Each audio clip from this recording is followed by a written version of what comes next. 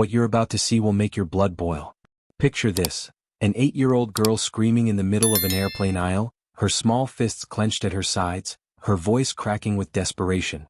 Standing in front of her is a flight attendant, her face twisted with contempt, clutching something tightly in her fist.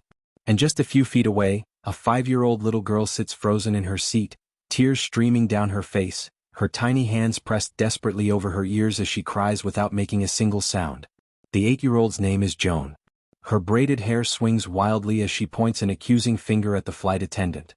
The determination etched across her young face is the kind you'd expect from someone 3 times her age, someone who's been forced to grow up too fast, someone who's already learned that the world isn't always fair and that sometimes, even children have to fight battles that adults should be fighting for them. But before we get to how this moment exploded into chaos at 30,000 feet, before we understand why Joan was willing to risk everything on that airplane, we need to go back. We need to go back 6 hours earlier to where this story really begins. 6 hours before that confrontation in the sky, the Rodriguez family stood in the bustling terminal of Chicago O'Hare International Airport. The morning sun streamed through the massive windows, casting long shadows across the polished floors as thousands of travelers rushed past with their rolling suitcases and coffee cups, everyone absorbed in their own journeys, their own destinations, their own lives. But if you had stopped and really looked, if you had taken just a moment to notice, you would have seen something beautiful unfolding in the middle of all that chaos. You would have seen Joan Rodriguez, just 8 years old, crouched down at eye level with her little sister, her hands moving in gentle, practiced gestures as she helped Lily understand the swirling confusion of the airport around them. Joan was small for her age, but there was nothing small about her presence. Her dark hair was pulled back into neat braids decorated with colorful beads that clicked softly when she moved her head. She wore a purple backpack almost as big as she was, and her eyes held a seriousness that made strangers do a double take. This wasn't the carefree gaze of most 8-year-olds. This was the look of someone who carried responsibilities, someone who had learned early that she was needed. Next to her stood Lily, 5 years old and the complete opposite of her sister in so many ways. Where Joan was serious and watchful, Lily was pure trust and innocence. Her curly hair bounced around her shoulders, and clutched tightly in her arms was a worn stuffed rabbit she called Cotton. The rabbit had seen better days, one ear was slightly torn, and the white fur had gone gray from years of being loved, but Lily refused to go anywhere without him. And there, visible on either side of Lily's small head, were her pink hearing aids, the devices that connected her to a world of sound she couldn't access on her own. Lily was deaf. She had been since birth. And while she was learning sign language and could read lips better than most adults, those pink hearing aids were her lifeline, her bridge to the hearing world, her way of experiencing things that other kids took for granted. Her mother's laughter, the sound of rain on the windows, her sister's voice saying her name. Joan had appointed herself as Lily's protector long ago. She called herself Lily's ears, and she took that job more seriously than anything else in her young life.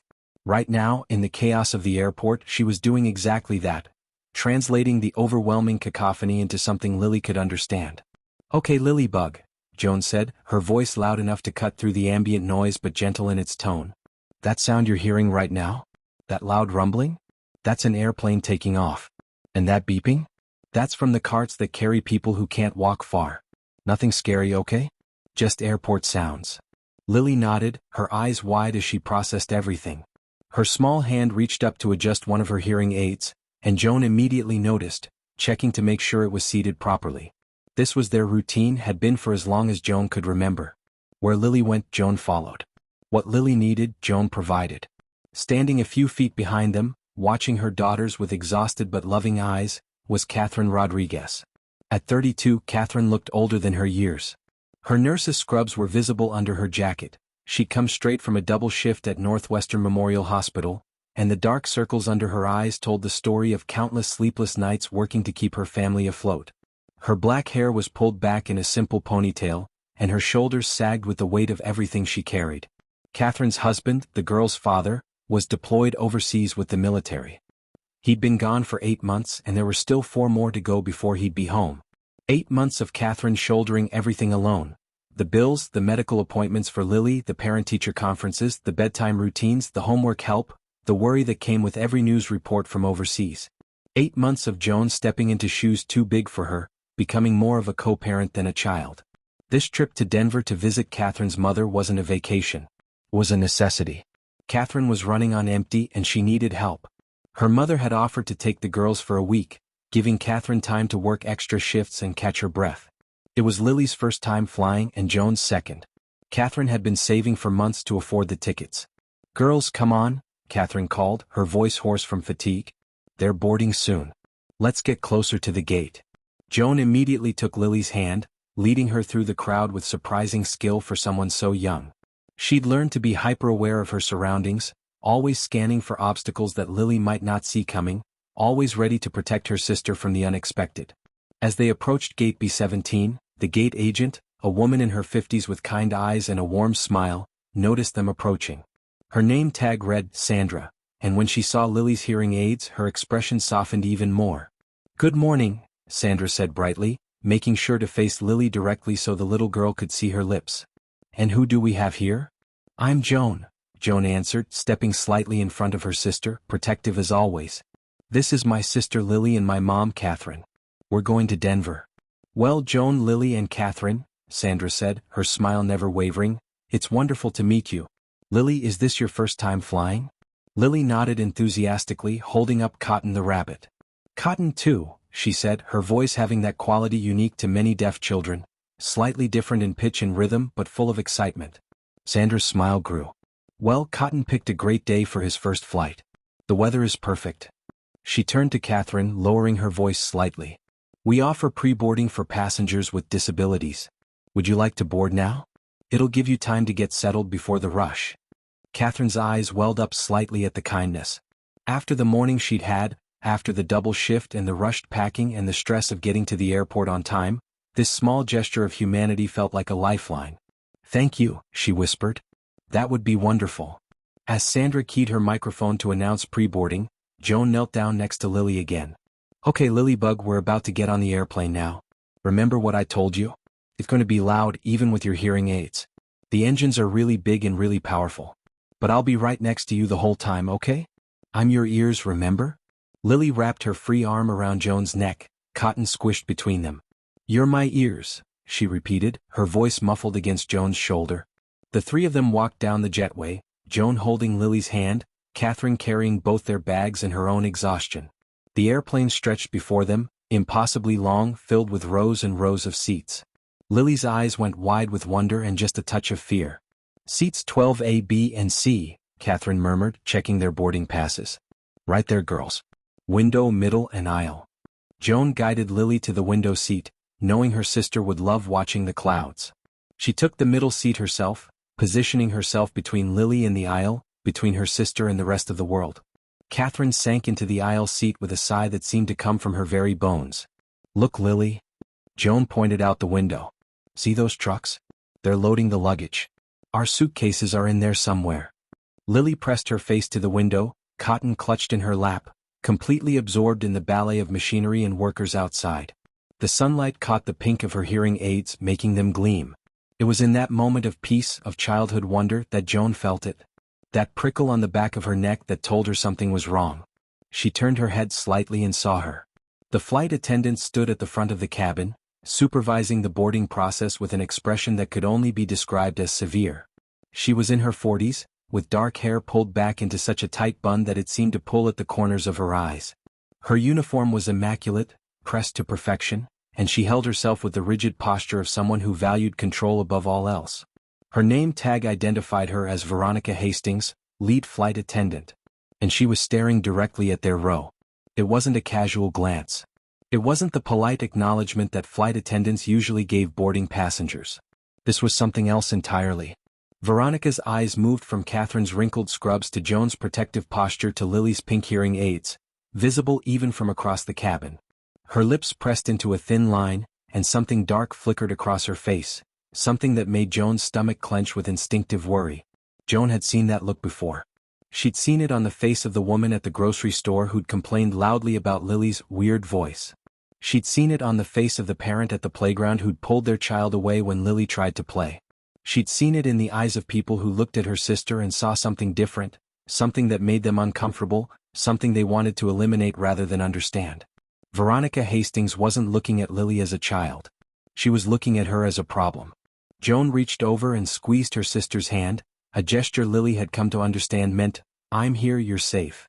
But even as she did it, even as Lily squeezed back without looking away from the window, Joan couldn't shake the cold feeling settling in her chest. More passengers filed onto the plane. A businessman in an expensive suit, early 50s with silver hair and an air of self-importance, took a seat in row 4. He immediately pulled out his phone, speaking loudly into it about some deal, some meeting, making sure everyone around him knew he was important. When a mother with a crying baby passed his row, he made an exaggerated grimace, loud enough for others to hear his displeasure. Some people, he muttered to no one in particular, have no consideration for other passengers. Joan watched Veronica Hastings's eyes flick to the man, then back to their row. Something unspoken passed between them, a shared annoyance, a mutual understanding that some passengers were more valuable than others. An elderly Asian woman, tiny and elegant with silver hair and kind eyes, took a seat across the aisle from them.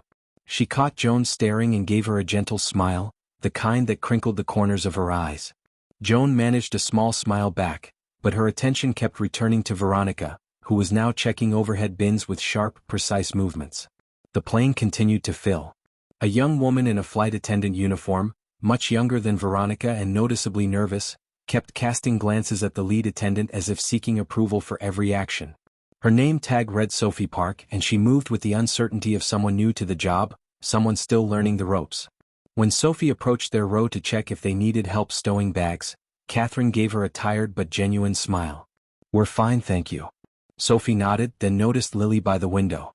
"First time flying?" she asked gently. Lily turned, and Sophie's eyes widened slightly as she noticed the hearing aids. But unlike Veronica's reaction, Sophie's expression remained kind. "Those are pretty cool," she said, pointing to the pink devices. "I've never seen pink ones before." Lily beamed, touching one of the hearing aids proudly. "My favorite color." "Mine too," Sophie said, and the genuine warmth in her voice made Catherine's shoulders relax slightly. But then Veronica's sharp voice cut through the moment. "Sophie, stop socializing and complete the safety check." Sophie flinched, nodded quickly, and hurried away. Joan watched the interaction carefully, filing it away. She was learning to read people, to understand who might help and who might hurt. As the final passengers boarded and the cabin doors sealed with a heavy thunk, Joan began explaining everything to Lily just as she'd promised. "Okay, Lilybug, they're about to close the doors. That means we're almost ready to fly. Remember, your hearing aids might make some weird noises when we take off because of the air pressure. If they do, just let me know and we'll adjust them, okay? And Mom packed your noise-canceling headphones in the backpack if it gets too loud." Lily nodded seriously, her small face determined to be brave. Catherine reached across and stroked both girls' hair, her touch lingering on Joan's head a moment longer. "Thank you, baby," she whispered to her oldest daughter. "I don't know what we'd do without you." Joan felt a lump form in her throat. She was 8 years old, and sometimes she felt like she was 80.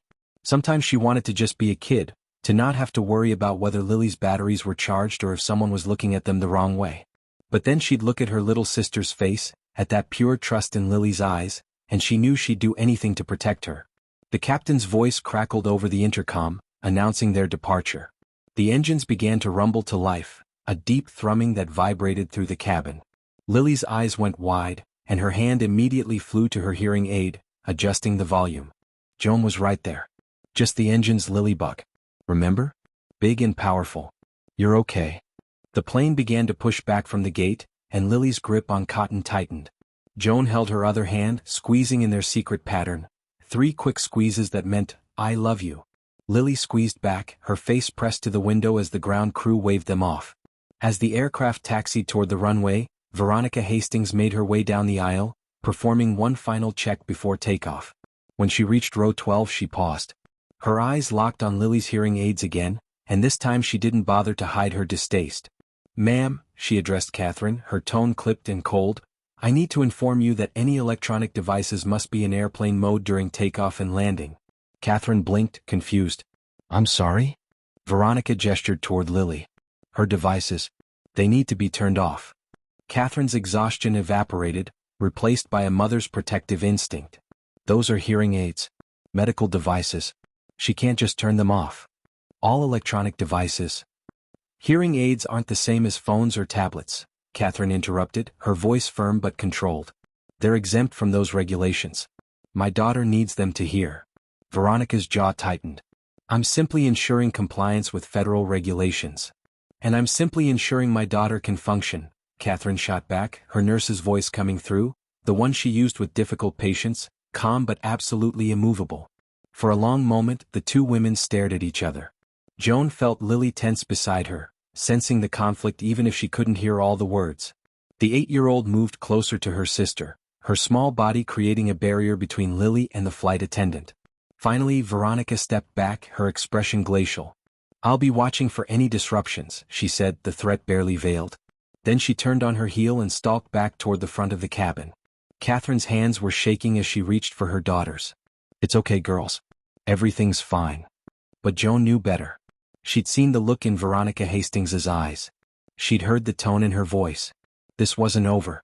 This woman saw Lily as a problem, and people like that didn't just let things go. The plane turned onto the runway, engines roaring as they prepared for takeoff. Lily's face was a mixture of excitement and nervousness, and Joan pushed aside her own worries to focus on what mattered most. "Ready, Lilybug?" she shouted over the engine noise, grinning to hide her fear. "We're about to fly." Lily nodded, pressing cotton against her chest like a shield. The engines reached their peak, the entire aircraft vibrating with contained power. Then they were moving, faster and faster, the terminal falling away behind them. Lily's eyes were huge, locked on the window as the ground dropped away, and suddenly, impossibly, they were airborne. "We're flying," Lily shouted, her voice loud in the way of people who can't fully hear themselves. "Joan, we're flying." "We're flying," Joan echoed, squeezing her sister's hand and forcing herself to smile even as dread coiled in her stomach. Because up at the front of the cabin, she could see Veronica Hastings watching them, her face set in an expression of cold determination. And Joan knew, with the certainty that only children possess, that this was just the beginning. "Before we continue with what happens next, let me ask you something. Have you ever had to stand up for someone you love against an authority figure? Have you ever been in a situation where you knew something was wrong but felt powerless to stop it? Drop your thoughts in the comments below, because what Joan and her family are about to face will test every ounce of courage they possess. The aircraft climbed higher into the sky, the city of Chicago shrinking below them until it looked like a toy version of itself. Inside the cabin, passengers settled into their routines, reading, sleeping, scrolling through downloaded content on their devices. The businessman in row 4 had his laptop out, typing aggressively, making sure his keyboard clicks were loud enough to announce his importance. Catherine leaned her head back against the seat, her eyes closing as the adrenaline from the confrontation ebbed away, leaving only exhaustion in its wake. She'd been running on empty for so long that the moment she stopped moving, sleep tried to claim her. Joan noticed her mother's fatigue and made a quiet decision. "Mom," she whispered, "I've got Lily. You should rest." Catherine's eyes opened slightly. "Baby, you don't have to." "I know," Joan interrupted gently. "But I want to. Sleep, Mom. We'll be okay." The trust in Catherine's eyes as they fluttered closed was absolute. She knew her oldest daughter would watch over her youngest. She knew Joan would be vigilant. Within minutes, Catherine's breathing had evened out into the deep rhythm of someone who desperately needed rest. Which meant Joan was now responsible for both herself and Lily. 8 years old, and she was the only one watching out for her 5-year-old sister on an airplane full of strangers, 30,000 feet in the air. If you're enjoying this story and want to see how Joan handles what comes next, do me a favor and hit that subscribe button right now. Because this journey is just getting started, and you won't want to miss a single moment of what happens next. Trust me, what's coming will leave you on the edge of your seat.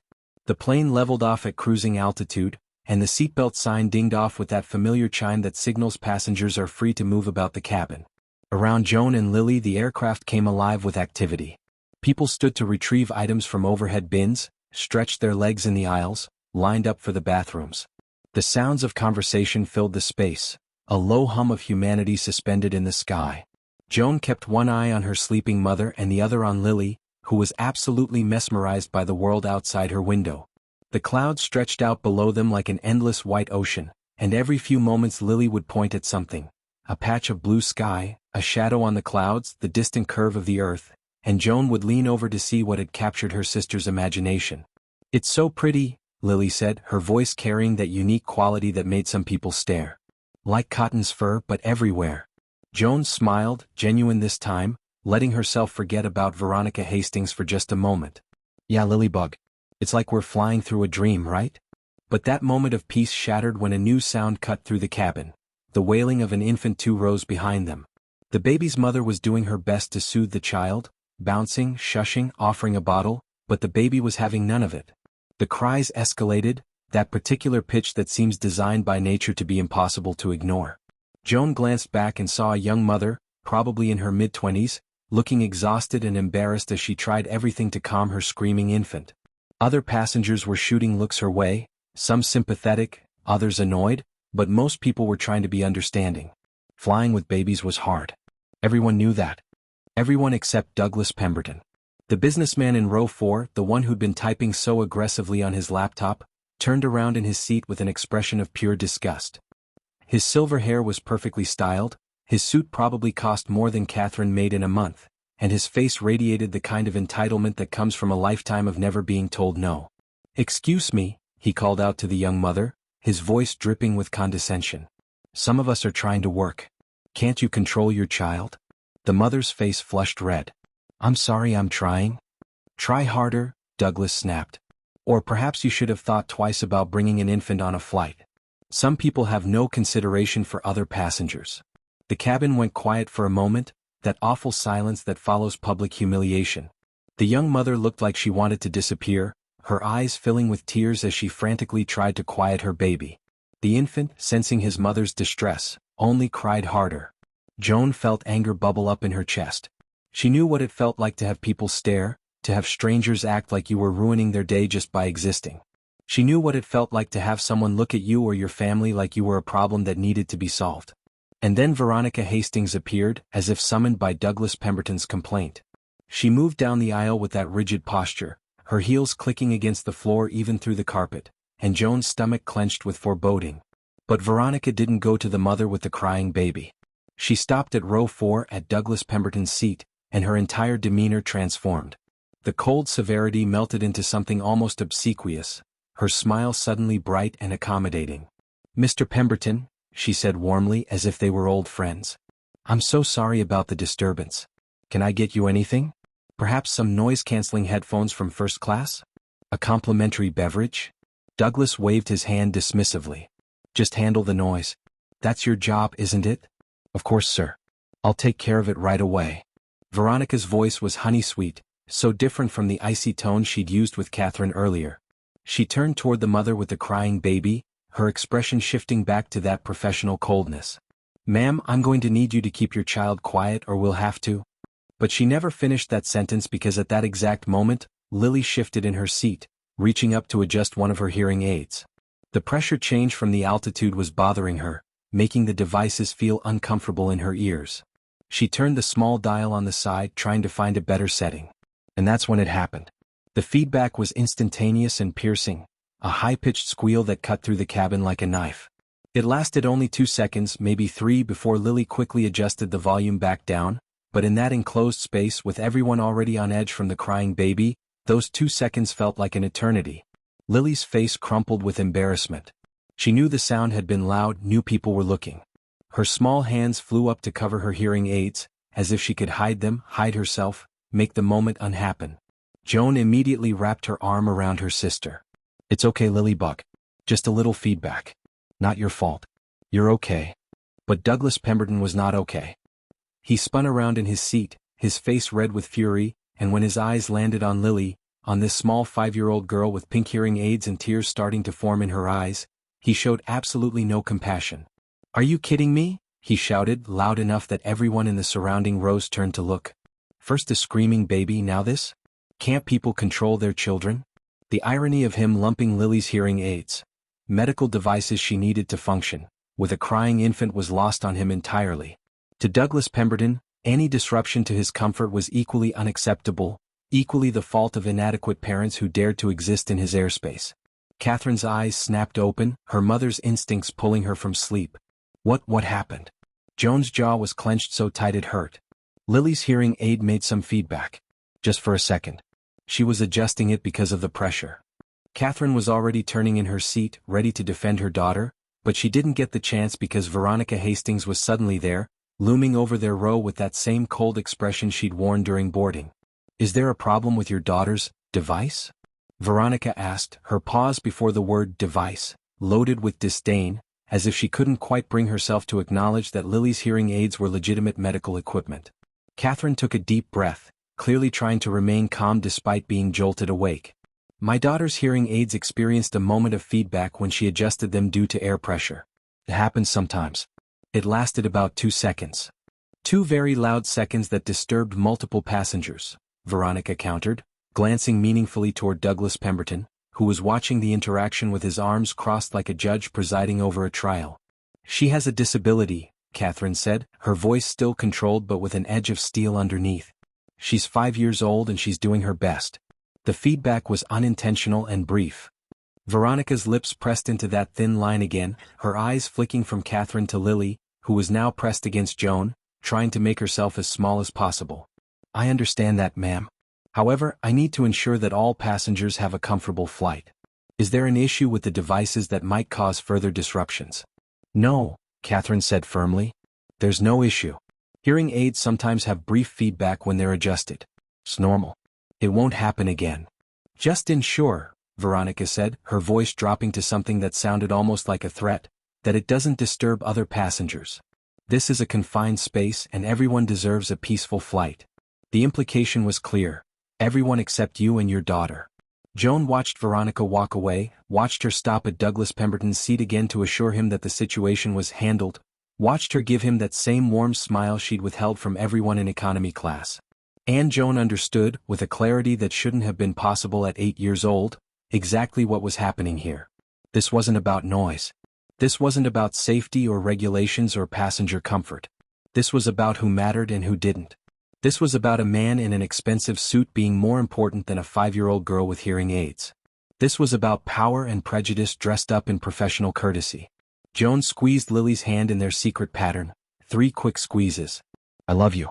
Lily squeezed back, but her joy from earlier was gone, replaced by the heavy awareness that she'd done something wrong, even though she hadn't.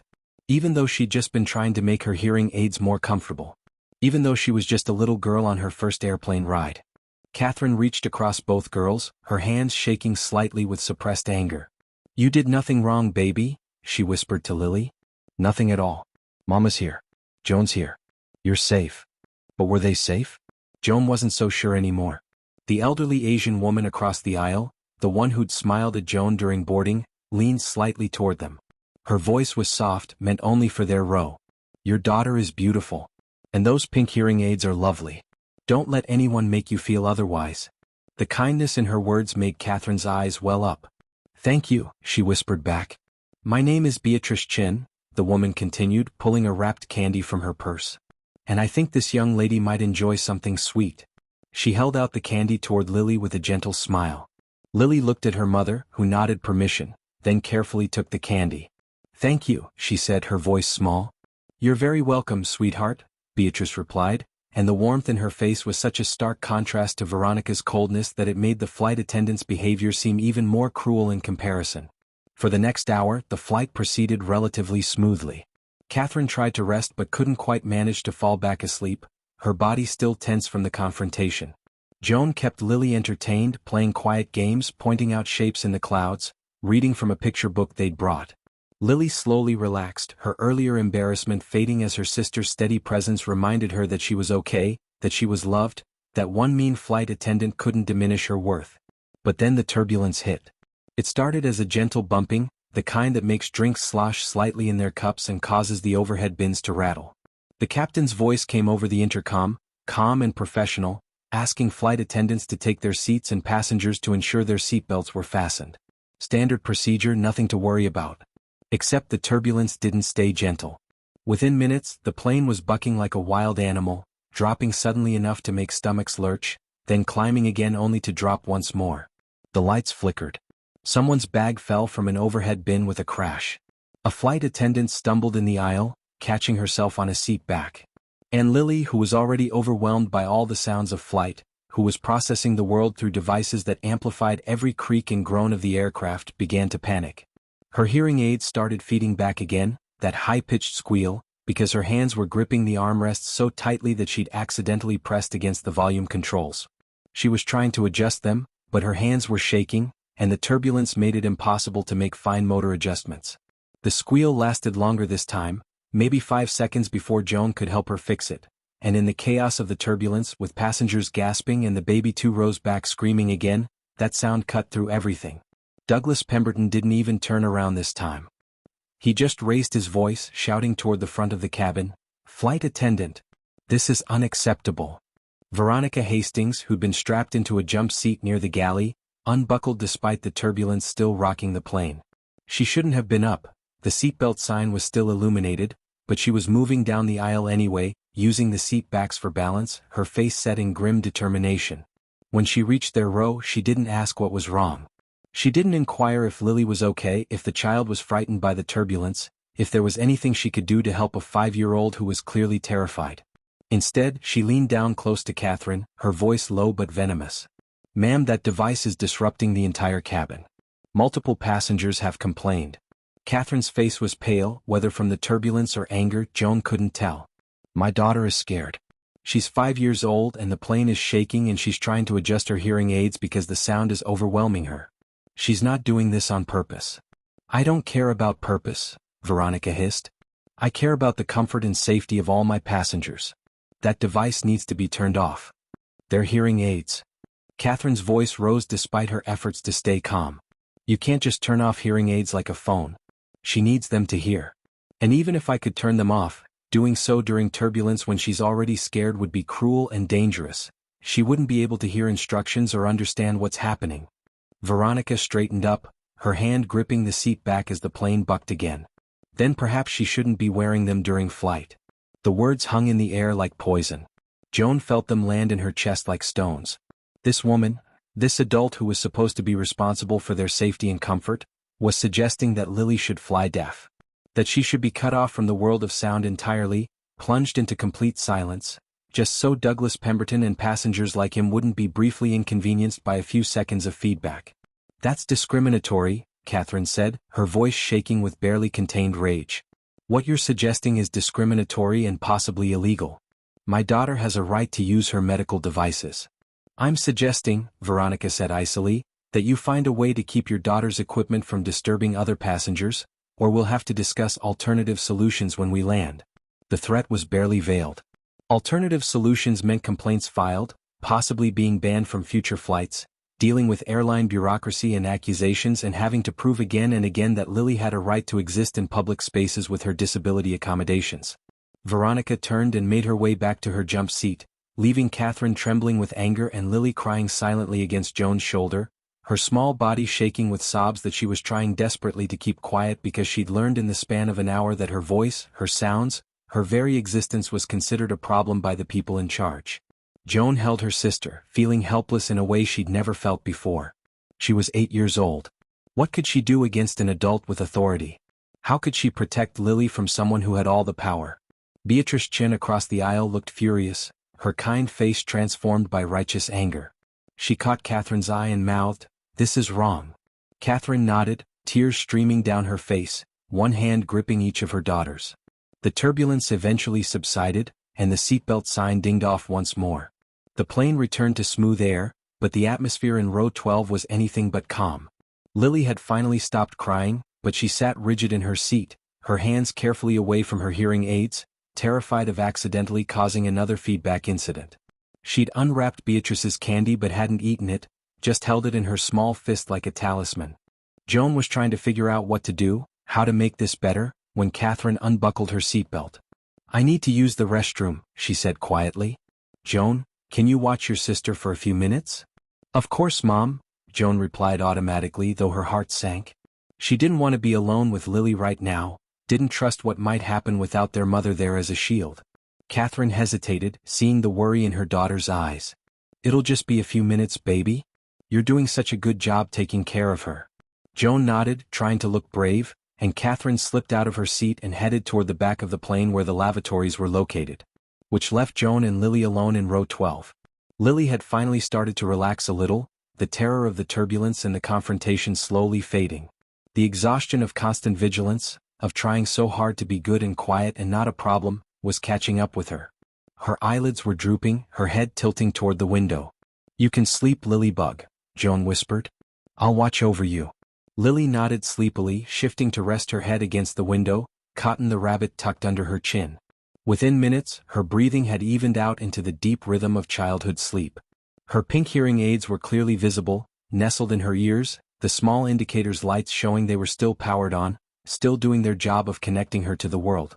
Joan pulled out a book from the backpack under the seat, a chapter book she'd been reading about a girl detective, and tried to lose herself in the story.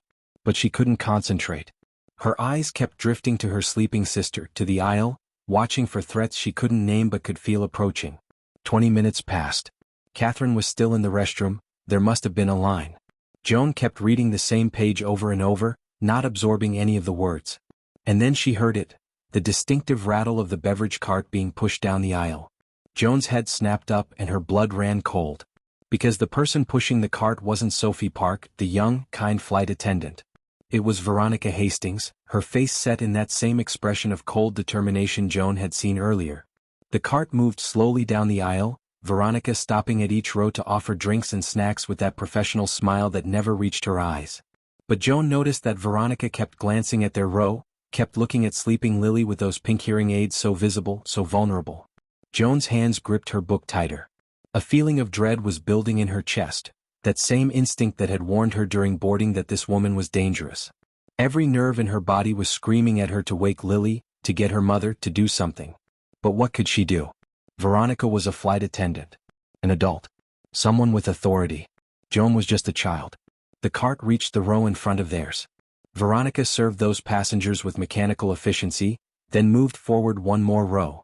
Now she was right there, standing in the aisle next to row 12, the beverage cart creating a barrier between her and the rest of the passengers, blocking their view of what was about to happen. "Can I get you anything?" Veronica asked Joan, her voice saccharine sweet, so different from how she'd spoken to Catherine. Joan's throat was dry. "No thank you. We're okay." Veronica's eyes flicked to sleeping Lily, then back to Joan. "Your mother isn't here?" "She'll be right back," Joan said quickly, hearing the fear in her own voice and hating it. "I see." Veronica was quiet for a moment, and then she leaned down, bringing her face close to Joan's, and the smile dropped completely from her face. Her voice became low, meant only for Joan to hear. "I'm going to resolve this disturbance." Joan's eyes went wide. "What?" "No, she's just sleeping, she's not." But Veronica was already moving. Before Joan could react, before she could scream or grab her sister or do anything at all, Veronica reached across her, leaning over the middle seat, her hands moving with practiced efficiency. And with 2 quick motions she removed both of Lily's hearing aids. For a second Joan was frozen in shock. Her brain couldn't process what had just happened. This woman had just reached over and removed medical devices from a sleeping child's ears. Just took them. Like they were sunglasses or a toy, not essential equipment that Lily needed. Then the reality crashed over her and Joan exploded into action. "What are you doing?" Joan's voice came out as a shriek, loud enough that nearby passengers turned to look. "Those are hers. Give them back." Veronica straightened up, and now Joan could see she was holding both pink hearing aids in her fist, clutching them tightly. Her face was calm, cold, utterly without remorse. "I'm confiscating them until we land," Veronica said, her voice still low but firm. "They're causing safety issues and disrupting the flight." "That's not true." Joan was on her feet now, standing on her seat, trying to reach for the hearing aids, but Veronica held them high, out of reach. "She needs them. She can't hear without them. Give them back." The commotion woke Lily. Her eyes fluttered open, confused and disoriented from being pulled out of deep sleep. And then she realized something was wrong. She tried to hear her sister's voice but couldn't. She reached up to adjust her hearing aids and found nothing. Her ears were empty. Joan watched her sister's face transform from confusion to panic.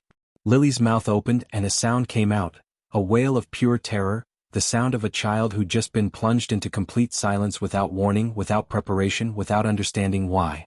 "Lily." Joan was trying to get to her sister, but she was trapped between the seats, and Veronica was blocking the aisle with the beverage cart. "Lily, it's okay, I'm here." But Lily couldn't hear her. Couldn't hear anything. To her, the world had simply stopped, had gone completely silent, and she was alone in that silence, more alone than she'd ever been. Lily's hands flew to her ears, feeling frantically for her hearing aids, those familiar pink devices that were always there, that helped her hear her mother's voice and her sister's laughter and the sounds of the world around her. But they were gone. Just gone. Joan turned back to Veronica, and the rage on her 8-year-old face was terrible to behold. "Give them back." "No," Veronica said simply. "I'm confiscating them until we land. They're causing safety issues." "You're lying," Joan shouted, not caring anymore who heard, not caring about being polite or respectful or any of the things adults always told children they needed to be. "There's no safety issue. You just don't like that she's different. You took them because you're mean and cruel and you want to hurt her." Passengers were definitely watching now. Heads were turned from multiple rows.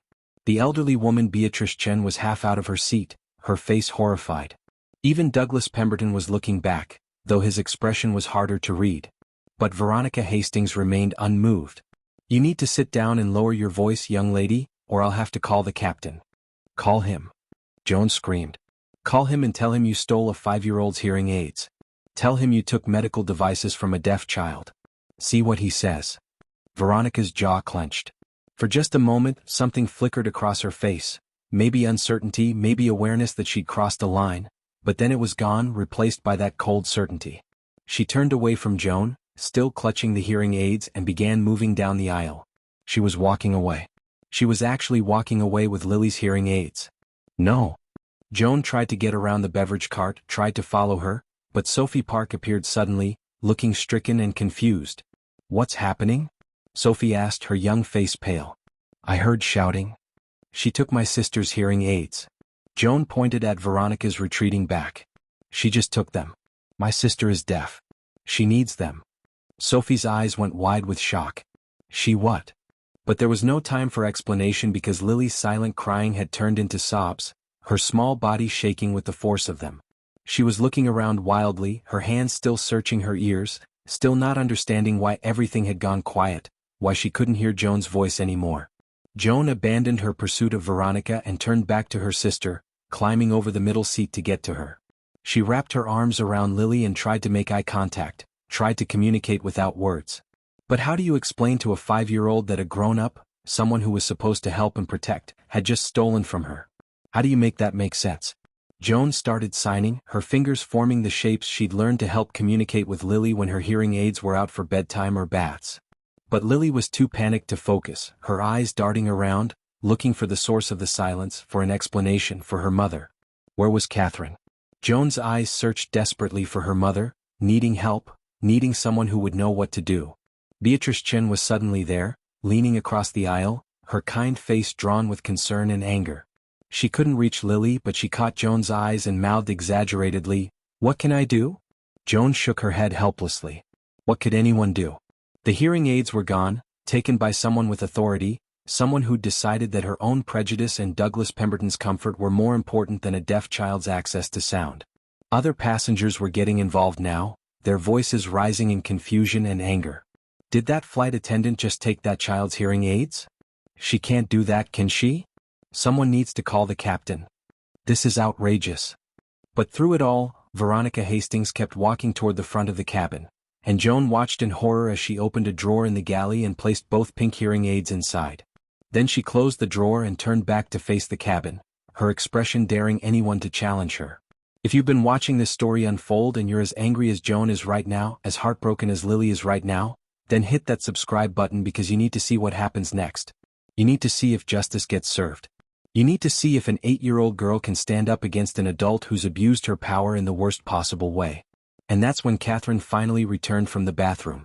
She was walking down the aisle with her head down, probably still composing herself from the earlier confrontation, not expecting anything to be wrong because she'd only been gone for maybe 10 minutes, maybe 15 at most. But then she heard the chaos. Heard her youngest daughter's sobs. Heard her oldest daughter's desperate voice trying to comfort her sister. Heard the other passengers' angry murmurs. Catherine's head snapped up, and her eyes found row 12, found her daughters, found Lily sobbing silently with her hands over her empty ears and Joan holding her desperately, and the expression that crossed Catherine's face was one that Joan would never forget. It was the look of a mother's heart breaking and raging all at once. Catherine ran the last few steps to their row, squeezing past the beverage cart that Sophie Park was now trying to move out of the way, and dropped to her knees in the aisle next to the girls' seats. What happened? Her hands were on both girls, checking them over, her eyes wild. Joan, what happened? Where are Lily's? And then she understood. Catherine's hands went to Lily's ears, felt the absence of the hearing aids, and her whole body went rigid with fury. "Where are they?" Catherine's voice was deadly quiet, the kind of quiet that's more terrifying than shouting. "Joan, where are your sister's hearing aids?" Joan's voice shook as she answered, "The flight attendant took them." "That mean one Veronica. While Lily was sleeping, she reached over and took them. She said she's confiscating them until we land. She put them in the galley drawer." For a moment, Catherine just stared at her daughter, as if the words couldn't possibly be real, couldn't possibly be true. And then she turned her head slowly toward the front of the cabin where Veronica Hastings stood next to the galley, still watching them with that cold expression. Their eyes met across the airplane cabin. Mother and tormentor, and everyone nearby could feel the charge in the air, the building storm of a confrontation that was about to explode. Catherine stood up, and even though she was exhausted, even though she'd been running on empty for months, she stood up straight and tall, and when she spoke, her voice carried through the entire cabin. "You took my daughter's hearing aids." It wasn't a question. It was an accusation, a condemnation, a line drawn in the sand. Veronica lifted her chin. "I confiscated devices that were disrupting the flight and causing safety concerns. They're medical devices." Catherine's voice rose, all pretense of calm gone. "She's a 5-year-old deaf child and you stole her hearing aids." "I did no such thing," Veronica replied, but her voice was less certain now because multiple passengers were openly recording on their phones, because Sophie Park was standing next to her looking horrified, because even Douglas Pemberton was looking uncomfortable with how this had escalated. Catherine started walking toward the front of the cabin, and Joan had never seen her mother look like this, like a force of nature, like someone who would tear the entire airplane apart if that's what it took to protect her child. "Give me my daughter's hearing aids. Right now." "Ma'am, you need to return to your seat." "I will return to my seat when you give me back what you stole," Catherine interrupted, her voice shaking with barely controlled rage. "Do you understand what you've done? Do you understand that you've traumatized a 5-year-old child who now thinks she's lost her hearing completely? Do you have any idea?" But Joan wasn't listening to the rest because Lily had suddenly gone completely still in her arms. The sobbing had stopped, but not in a good way.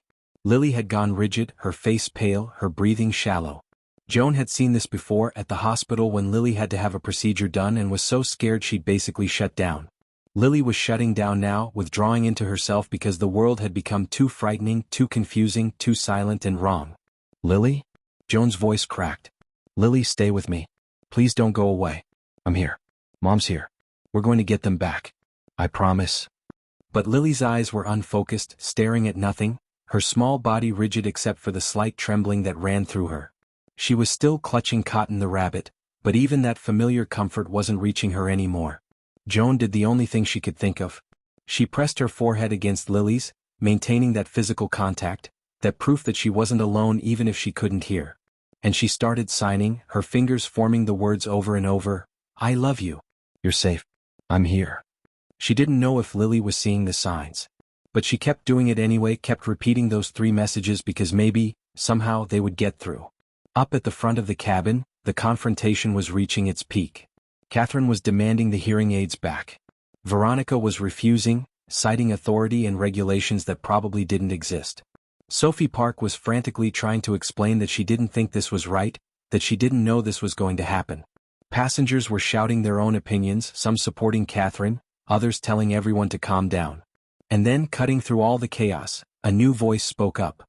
"What is going on out here?" Everyone turned to see a man emerging from the cockpit, his uniform marking him as the co-pilot.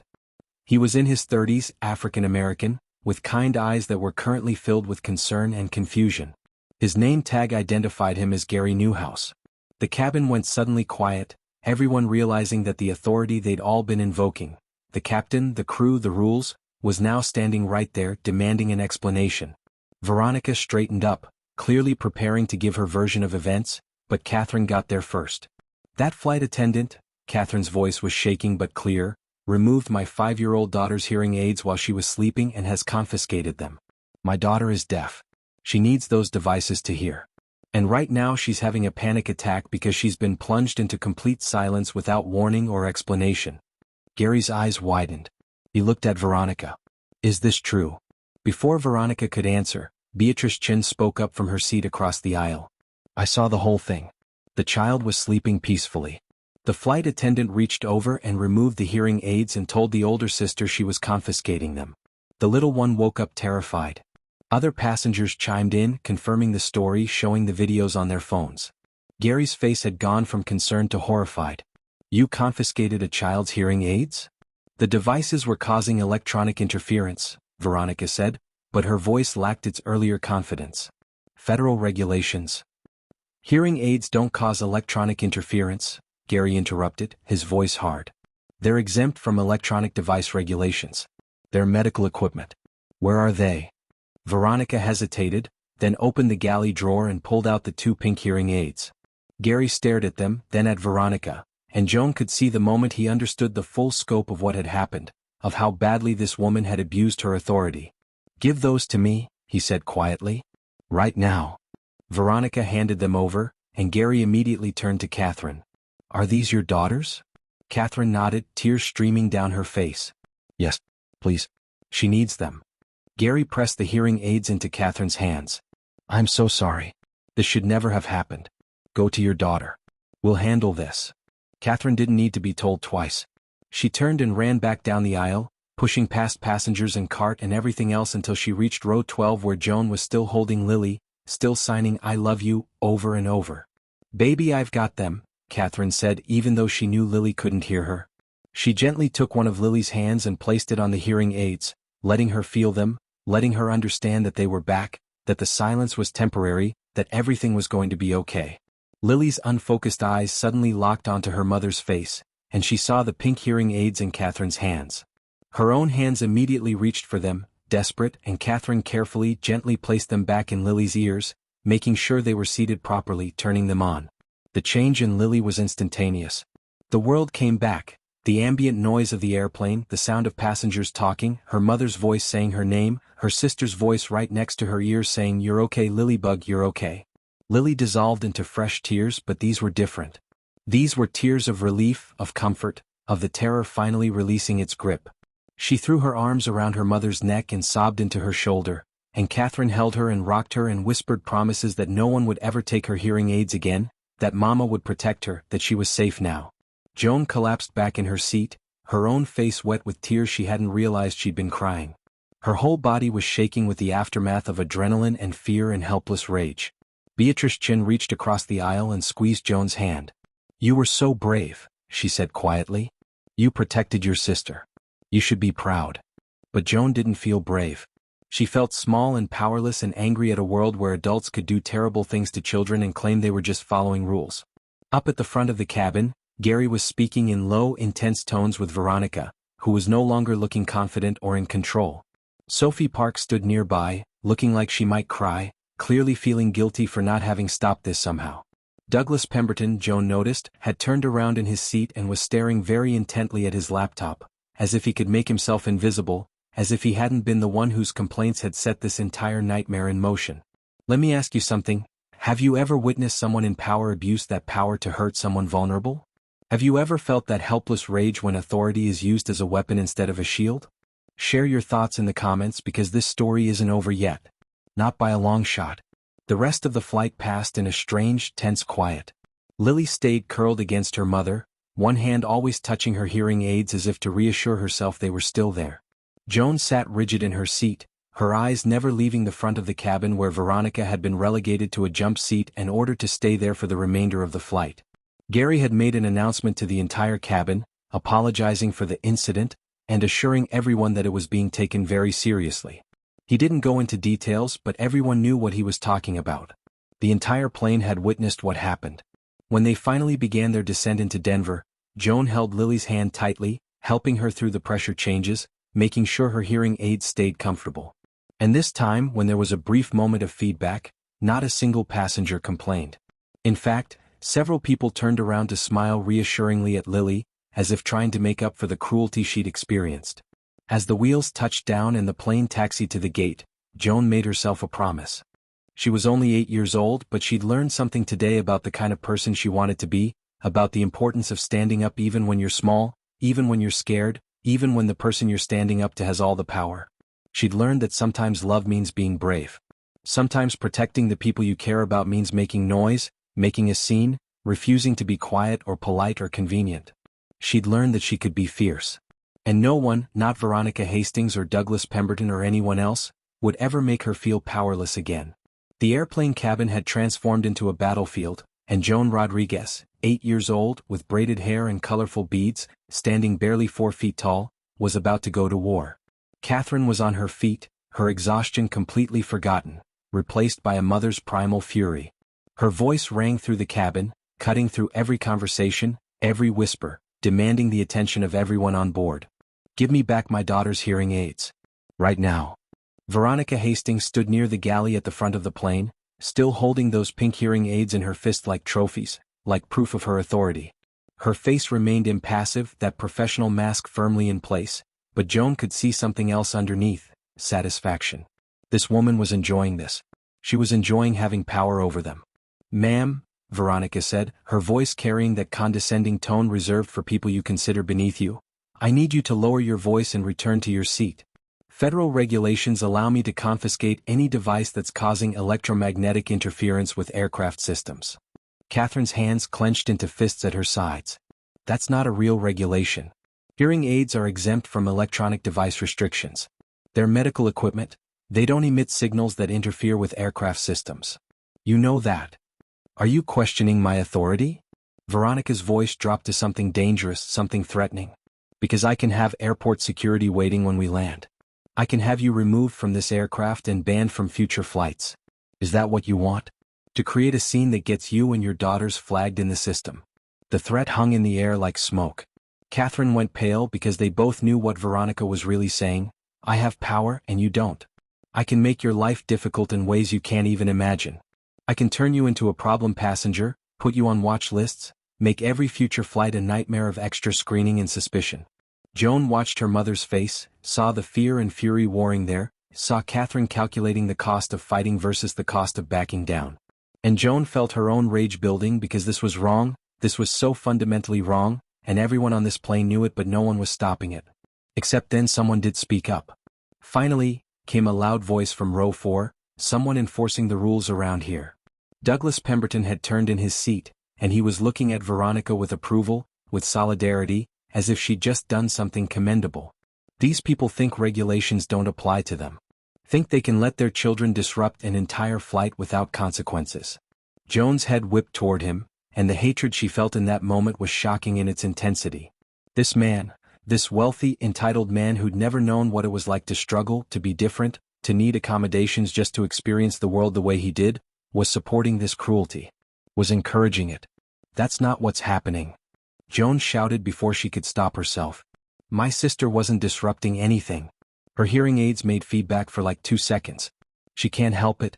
She's 5. "Joan," Catherine said, her voice strained, trying to protect her daughter from drawing more attention, from making herself a target. But it was too late because other passengers were getting involved now. The elderly woman across the aisle, Beatrice Chin, pulled herself up to her full height, which wasn't much. She was tiny and probably in her 70s, but there was steel in her spine.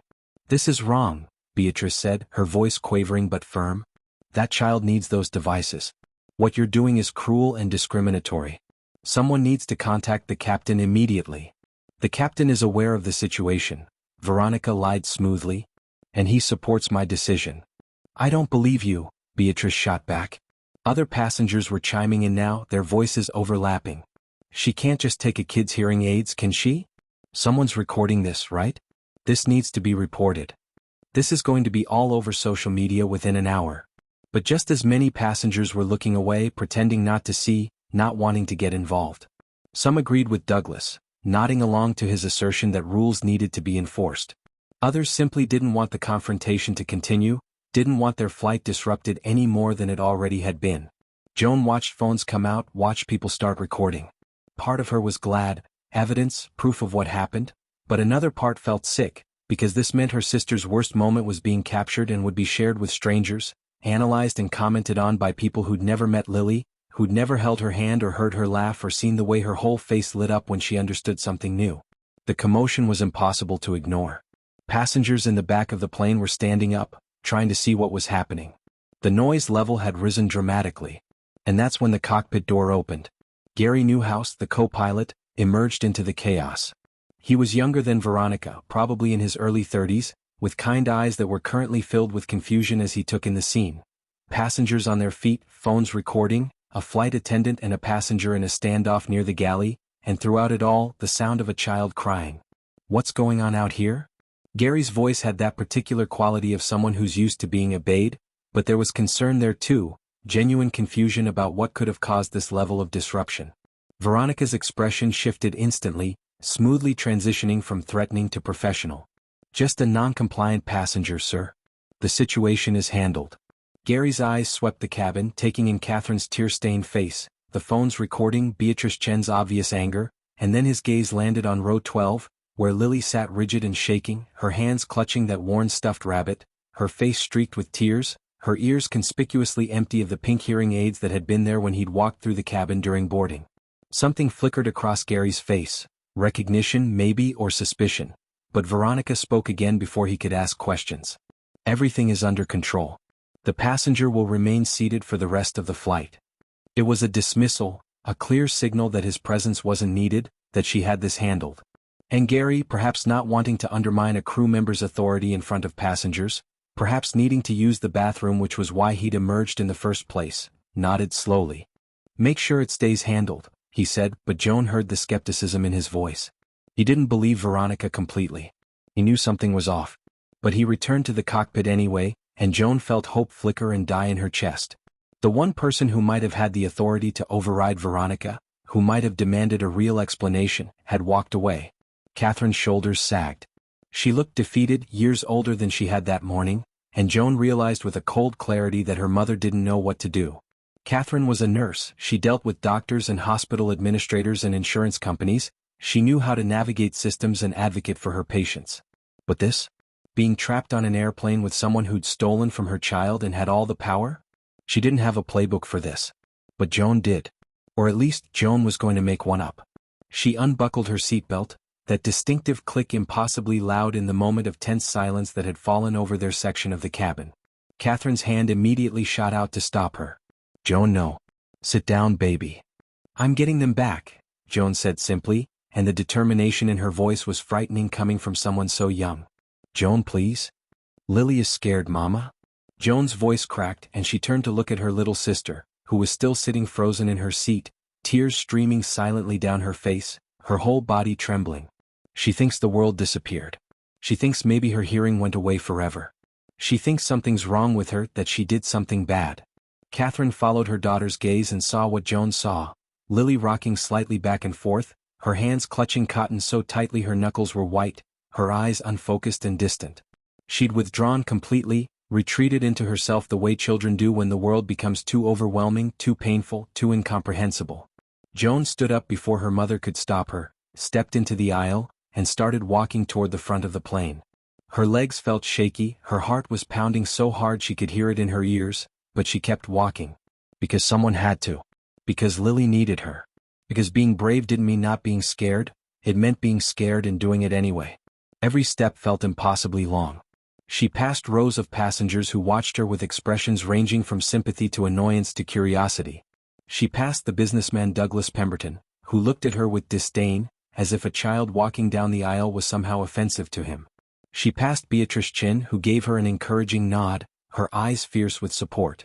And then she was standing in front of Veronica Hastings, and she'd never felt smaller in her entire life. Veronica looked down at her, and that professional mask slipped for just a moment, revealing irritation underneath. Return to your seat, little girl. Joan's voice came out stronger than she felt. I need my sister's hearing aids. Please. Absolutely not. Veronica crossed her arms, and the hearing aids disappeared from view, tucked against her chest like she was protecting something valuable rather than holding hostage something essential. Sit down before I call the captain. Joan didn't move. She thought about Lily, about how her sister always looked to her for protection, for translation, for safety.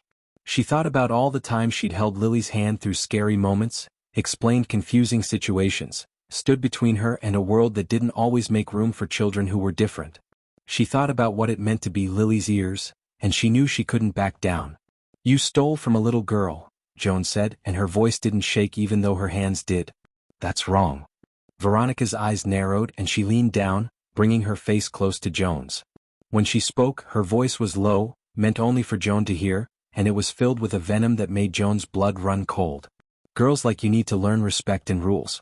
You need to learn that there are consequences for disrupting flights, for making noise, for demanding special treatment. Now sit down or I will make sure your family never flies on this airline again. Girls like you. The words hit Joan like a slap. Girls like her and Lily. Brown girls with a white mother.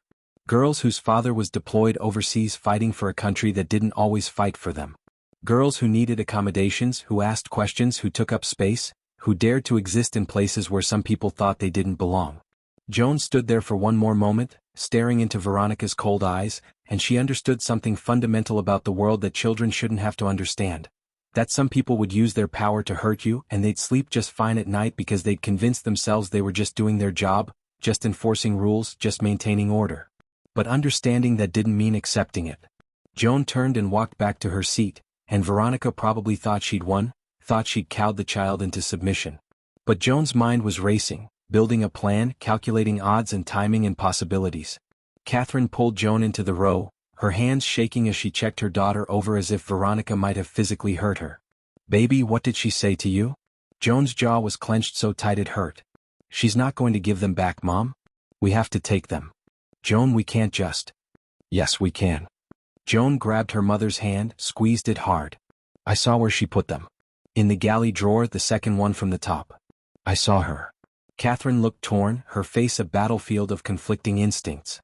Every maternal bone in her body wanted to march up there and take back what belonged to her daughter, wanted to fight and scream and force justice to happen. But she was also terrified, of making things worse, of getting arrested at the airport, of being separated from her daughters, of what might happen if she pushed too hard against someone who had the power to label her as aggressive, as non-compliant, as a problem. "If we get caught," Catherine whispered, "if security gets involved when we land." "If we don't," Joan interrupted, looking at Lily who was still rocking, still withdrawn, still lost in a silence she didn't choose. "Lily's going to think she's broken. She's going to think she lost her hearing." "Mom, look at her." Catherine looked, and her heart broke all over again. Lily had stopped crying, but not in a good way. She'd gone completely silent, completely still except for that slight rocking motion. Her eyes were open but empty, staring at nothing. Cotton the rabbit had fallen from her grip and lay on the floor by her feet. She wasn't there anymore, not really. She'd retreated so far inside herself that Joan wasn't sure how to reach her. "She's shutting down," Catherine whispered, her nurse's training recognizing the signs of a child in psychological crisis. "Oh God, she's really shutting down." Joan had seen Lily like this only once before, after a particularly traumatic medical procedure when she was 3. It had taken days to bring her back, days of constant reassurance and familiar routines and proof that the world was safe again. They didn't have days. They had maybe an hour before landing, before whatever happened next happened. "I'm her big sister," Joan said, and there were tears streaming down her face now, but her voice was steady. "I'm supposed to protect her. That's my job. And I can't do it if that woman keeps her hearing aids." Catherine pulled both her daughters close, and for a long moment they just sat there. Mother and 2 daughters huddled together in row 12 while the airplane flew on through the sky and other passengers pretended not to watch their grief. Then Catherine made a decision. Joan saw it happen, saw her mother's face transform from fear to determination. "Okay," Catherine whispered. "We'll get them back. But we have to be smart about it." Joan nodded, wiping her eyes, and started watching Veronica. Studying her patterns, her movements like a general studying enemy territory. And what she noticed was that Veronica had a routine. Every 15 minutes or so, she'd go to the first-class cabin at the very front of the plane, disappearing behind the curtain that separated the privileged passengers from everyone else. She'd stay there for several minutes, probably fawning over Douglas Pemberton and people like him, probably complaining about the difficult passengers in economy. Which meant there would be windows of opportunity. Brief moments when the galley was unattended, when those hearing aids in that drawer were vulnerable. Joan was calculating, planning, when she noticed Sophie Park, the young flight attendant who'd been kind during boarding, approaching their row. Sophie's face was drawn with concern, and she kept glancing toward the front of the plane where Veronica was currently engaged in conversation with first-class passengers. "Excuse me," Sophie said quietly, crouching down so she was at eye level with them. "Is your daughter okay?" The question was so simple, so human, that Catherine almost broke down again. When was the last time someone in authority had asked if Lily was okay? When had anyone with power treated them like human beings who deserved care rather than problems that needed to be managed? "No," Catherine said honestly. "She's not okay. That flight attendant, Veronica, She took my daughter's hearing aids. Just removed them while she was sleeping. And Lily is deaf. Without her hearing aids, she can't hear anything. She's 5 years old and she's terrified because she doesn't understand why everything went silent. Sophie's face went pale. Veronica did what? Catherine explained the whole thing. The feedback from air pressure, Douglas Pemberton's complaints, Veronica's escalating hostility, the theft of medical devices from a sleeping child. With each detail, Sophie looked more horrified. I don't think she can do that, Sophie said, her voice barely above a whisper. I mean, I'm new, I only started 3 months ago, but in training they told us that medical devices are protected. You can't just confiscate them. Can you talk to her? Catherine asked desperately. Can you get her to give them back?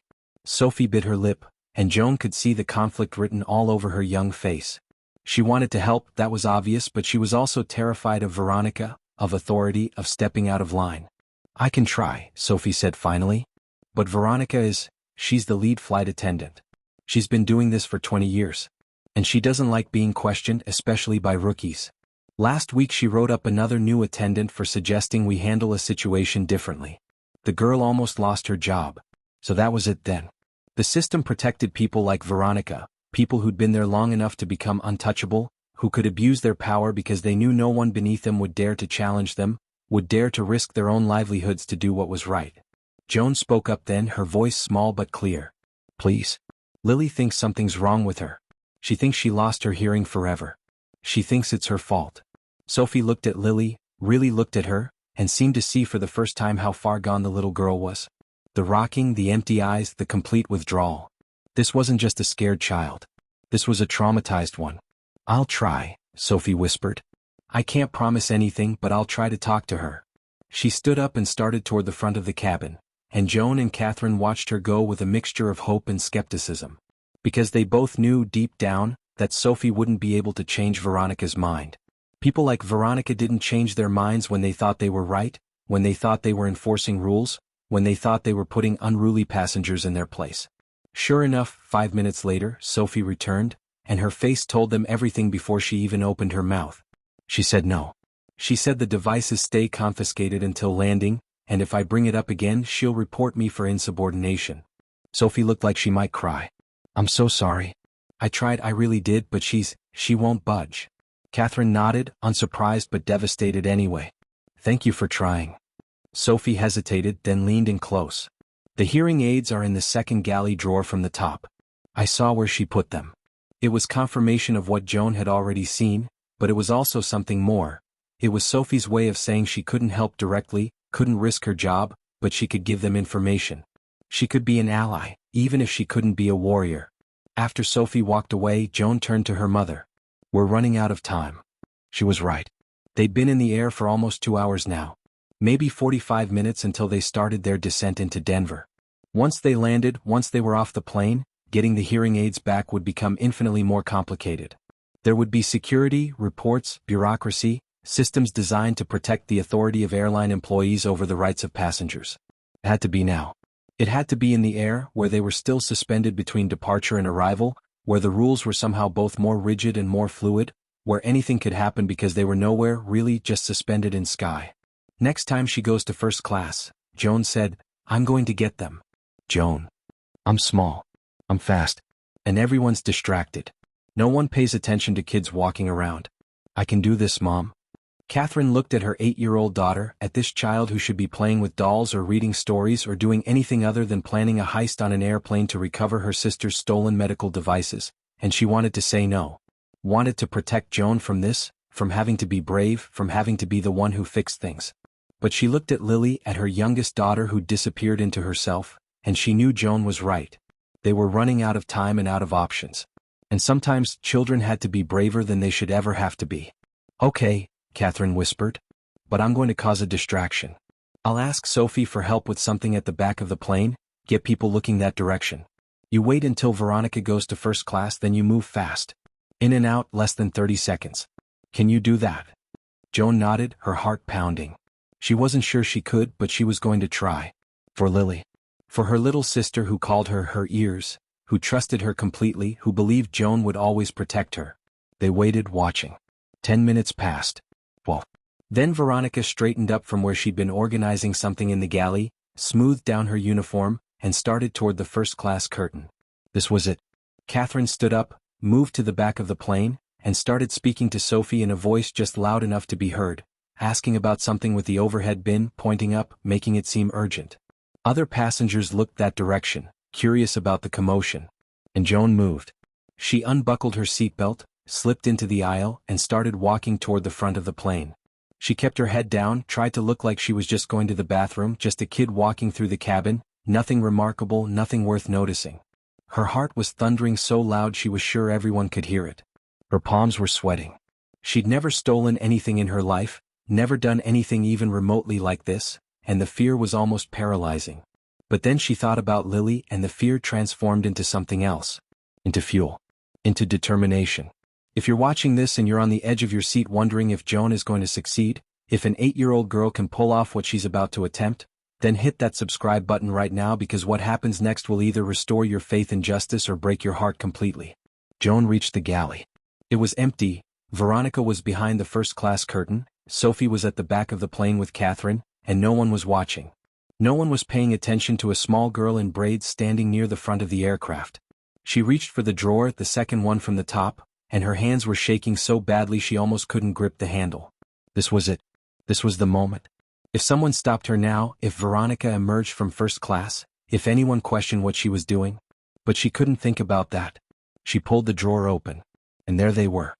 2 pink hearing aids, small and delicate and utterly essential, sitting in the drawer like they were nothing, like they weren't the difference between Lily being connected to the world or trapped in silence. Joan grabbed them, closed the drawer as quietly as she could, and turned to walk back to her seat. That's when she heard Veronica's voice behind her. "What do you think you're doing?" Joan's fingers closed around the pink hearing aids, and for just a fraction of a second, she felt a surge of triumph. She'd done it. She'd actually done it. The precious devices were in her hand, warm from being in the drawer, small and delicate and more valuable than gold because they were Lily's connection to the world, to sound, to her family's voices. But that triumph lasted only a heartbeat before reality crashed back in. "What do you think you're doing?" Veronica's voice cut through the ambient noise of the airplane like ice, cold and sharp and furious. Joan's entire body went rigid, every muscle tensing as pure fear flooded through her. She turned slowly, and there was Veronica Hastings, having emerged from first class earlier than expected, standing between Joan and the path back to her seat, her face twisted with rage. Time seemed to slow down.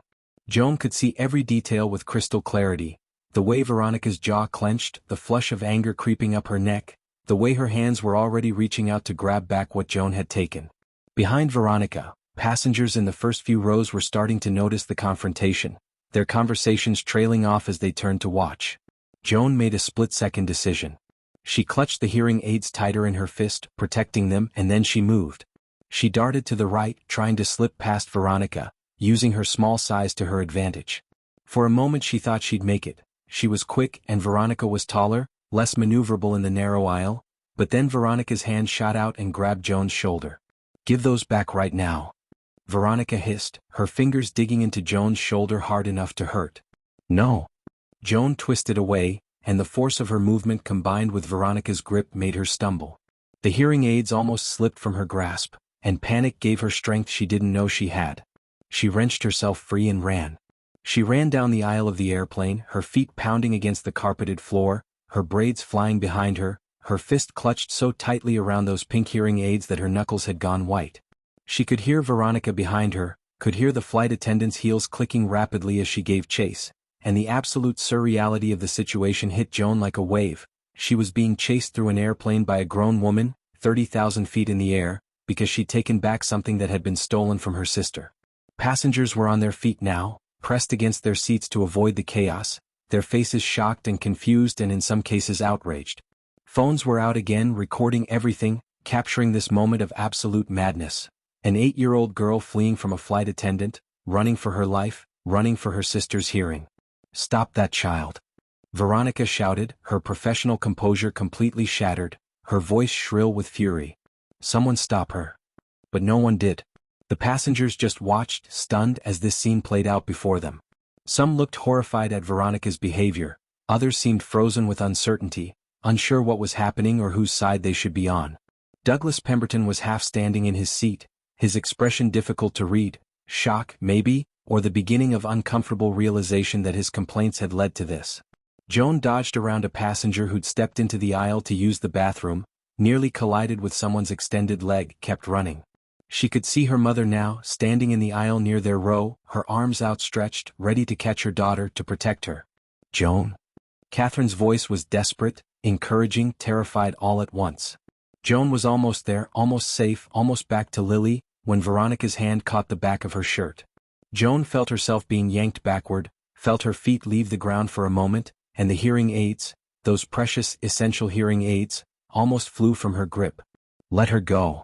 The voice was Beatrice Chen's, the elderly woman across the aisle, and she was on her feet despite her age, despite the turbulence earlier, despite everything. Her small frame was vibrating with righteous fury, and she'd grabbed Veronica's arm, trying to pull the flight attendant away from Joan. Other passengers were reacting now, shouting, some at Veronica, some at Joan, everyone talking over each other, the cabin descending into chaos. Someone was yelling about calling the captain. Someone else was saying this was insane. A mother was covering her young son's eyes, as if shielding him from witnessing something traumatic. And through it all, Joan held on. Her shirt was stretched, Veronica was trying to pry her fingers open to get the hearing aids back, Beatrice was pulling at Veronica's arm, and Joan just held on with everything she had, her whole body one single purpose: protect these devices, get them back to Lily. Then the cockpit door burst open. "What is happening out here?" Gary Newhouse, the co-pilot, stood in the doorway, and his face had transformed from earlier confusion to absolute shock. He was staring at the scene before him: a flight attendant physically restraining a child, an elderly passenger trying to intervene, other passengers shouting and recording, complete pandemonium in his aircraft. The authority in his voice was enough to make everyone freeze. Veronica's grip on Joan loosened just slightly, and Joan wrenched herself away, stumbling backward into her mother's arms. Catherine immediately wrapped herself around her daughter, shielding Joan's body with her own, one hand checking to make sure her child was okay, the other helping her maintain her grip on those hearing aids. Gary strode forward, his uniform and bearing making passengers automatically move aside. He wasn't asking anymore. He was commanding. "Someone explain to me right now what is happening on my aircraft." Veronica straightened up, trying to reclaim some dignity, trying to smooth down her uniform and her hair, trying to look professional again despite the fact that she'd just been caught chasing a child through the cabin like some kind of villain in a children's movie. "That child," Veronica said, her voice shaking with barely controlled rage, "is stealing property I confiscated for safety reasons." She broke into the galley and took devices that were causing electromagnetic interference with aircraft systems. Joan was breathing hard, pressed against her mother, but she found her voice. It came out breathless but clear, ringing through the cabin. "She stole my sister's hearing aids. She just took them while Lily was sleeping. My sister is deaf, she needs them. And now she's trying to take them again." Gary's eyes moved from Veronica to Joan to Catherine, who'd stepped slightly forward, still holding Joan but facing the co-pilot with the desperate courage of a mother protecting her children. "Someone explain," Gary said, his voice dangerously quiet now. "From the beginning. Now." Catherine took a shaking breath, and then she told the story. She told him about Lily's hearing aids, about the brief feedback from air pressure changes, about Douglas Pemberton's complaints, about Veronica's escalating hostility throughout the flight. She told him about how Veronica had removed the hearing aids from Lily's ears while she slept, about how she'd confiscated them and refused to return them, about how Lily had been plunged into terrifying silence without warning or explanation. And as she spoke, Catherine turned slightly, and everyone could see Lily in her seat by the window. The little girl who'd been so excited about her first flight, who'd been so full of wonder at the clouds, who'd clutched her stuffed rabbit and trusted that the world was safe because her mother and sister were there to protect her. But that child was gone. The Lily visible now was hollow-eyed and silent, rocking back and forth with her arms wrapped around herself, completely unreachable. She wasn't crying anymore. She wasn't doing anything. She'd simply left. Retreated so far inside herself that her body was there, but everything that made Lily herself had withdrawn, too frightened, too overwhelmed, too traumatized to remain present.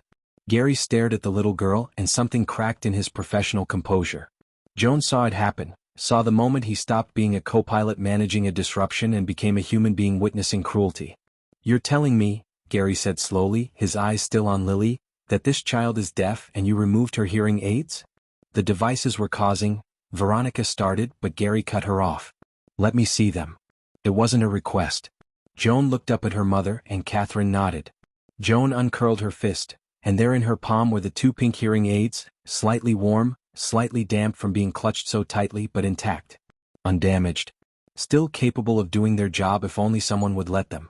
Gary took them carefully, examining them with the focus of someone who understands technology, who works with complex electronic systems every day.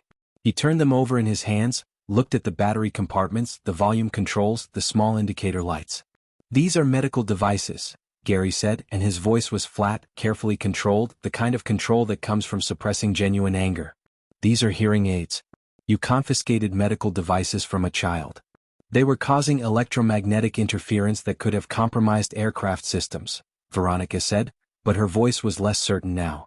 She could see she was losing control of the narrative, could feel the passenger's opinion turning against her like a tide. That's not how hearing aids work. Gary's words were precise, damning. Hearing aids are exempt from electronic device regulations because they don't emit signals that interfere with aircraft systems. They receive and amplify sound. That's it. You know this. This is basic training. This is day 1 information. Veronica's face went pale, then red. The passenger in 4B complained about the noise. About feedback from air pressure changes, which is a normal and temporary occurrence with hearing aids during flight. Gary wasn't yelling, but somehow his quiet, controlled fury was more devastating than shouting would have been. An occurrence that lasts seconds at most and doesn't compromise anything except the comfort of passengers who apparently can't tolerate the idea that not everyone experiences the world exactly as they do. Sophie Park, the young flight attendant, stepped forward then. Her voice was shaking, but she was doing it anyway, was standing up despite her fear of repercussions. She removed them while the child slept. I saw it. The little girl wasn't causing any disturbance. She was sleeping. And the passenger in 4B, Sophie glanced at Douglas Pemberton, who was very deliberately looking away now. He'd been complaining about everything. The crying baby, the person in front of him reclining their seat, the temperature. Everything. Beatrice Chin spoke up from her seat, her elderly voice carrying surprising strength. That man complained about everything. But this woman, she pointed at Veronica with a finger that trembled with age and anger, she targeted this family from the moment they boarded. I saw it. I saw the way she looked at them like they were problems, like they didn't belong here.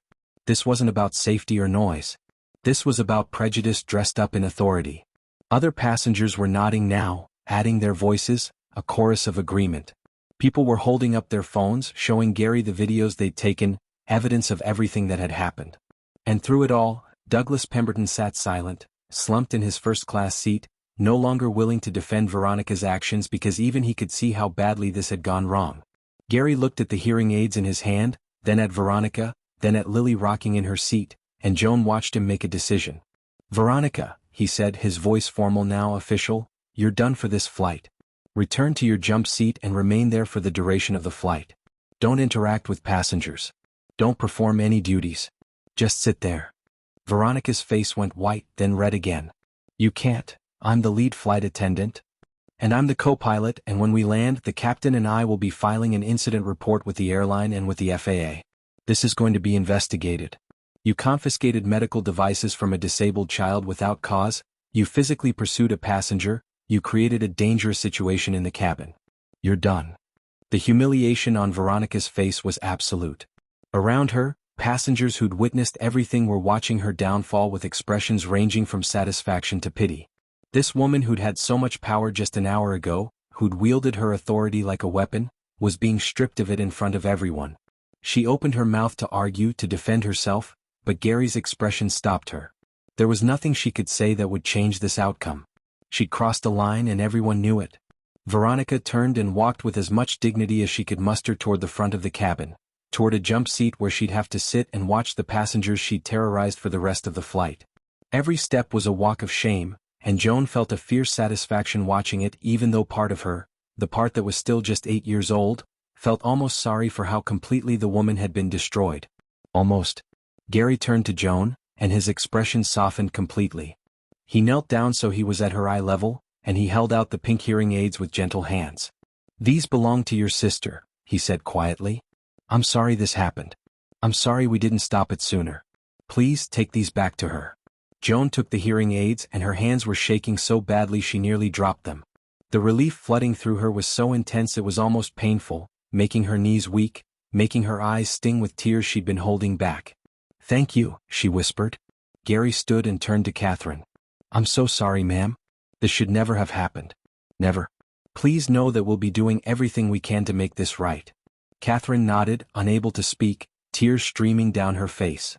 Joan turned away from the co-pilot, away from the passengers who were watching, away from everything except the one thing that mattered. She walked back to row 12 where Lily sat in the window seat, still rocking, still gone, still lost in that terrible silence. Joan climbed over the middle seat, moving carefully, slowly, not wanting to startle her sister. She positioned herself in front of Lily, right in her line of sight, and waited until Lily's unfocused eyes happened to drift across her face. "Lily," Joan said even though she knew her sister couldn't hear. "Lily, look at me." Slowly, so slowly Lily's eyes focused. She saw Joan, saw her sister kneeling in front of her, and a flicker of recognition crossed her face. Joan held up the pink hearing aids, letting Lily see them, letting her understand that they were back, that the silence was ending, that the world was about to return. Lily's hands moved, hesitant, as if afraid this might be a dream, might be a trick. Joan took one of her sister's small hands and placed it on the hearing aids, letting her feel them, letting her know they were real. Then, with movements that were infinitely gentle, infinitely careful, Joan placed the first hearing aid back in Lily's ear. She made sure it was seated properly, adjusted it the way she'd seen her mother do 1,000 times, turned it on. Then the second one just as carefully, just as gently. And the world came back. Joan watched Lily's face transform.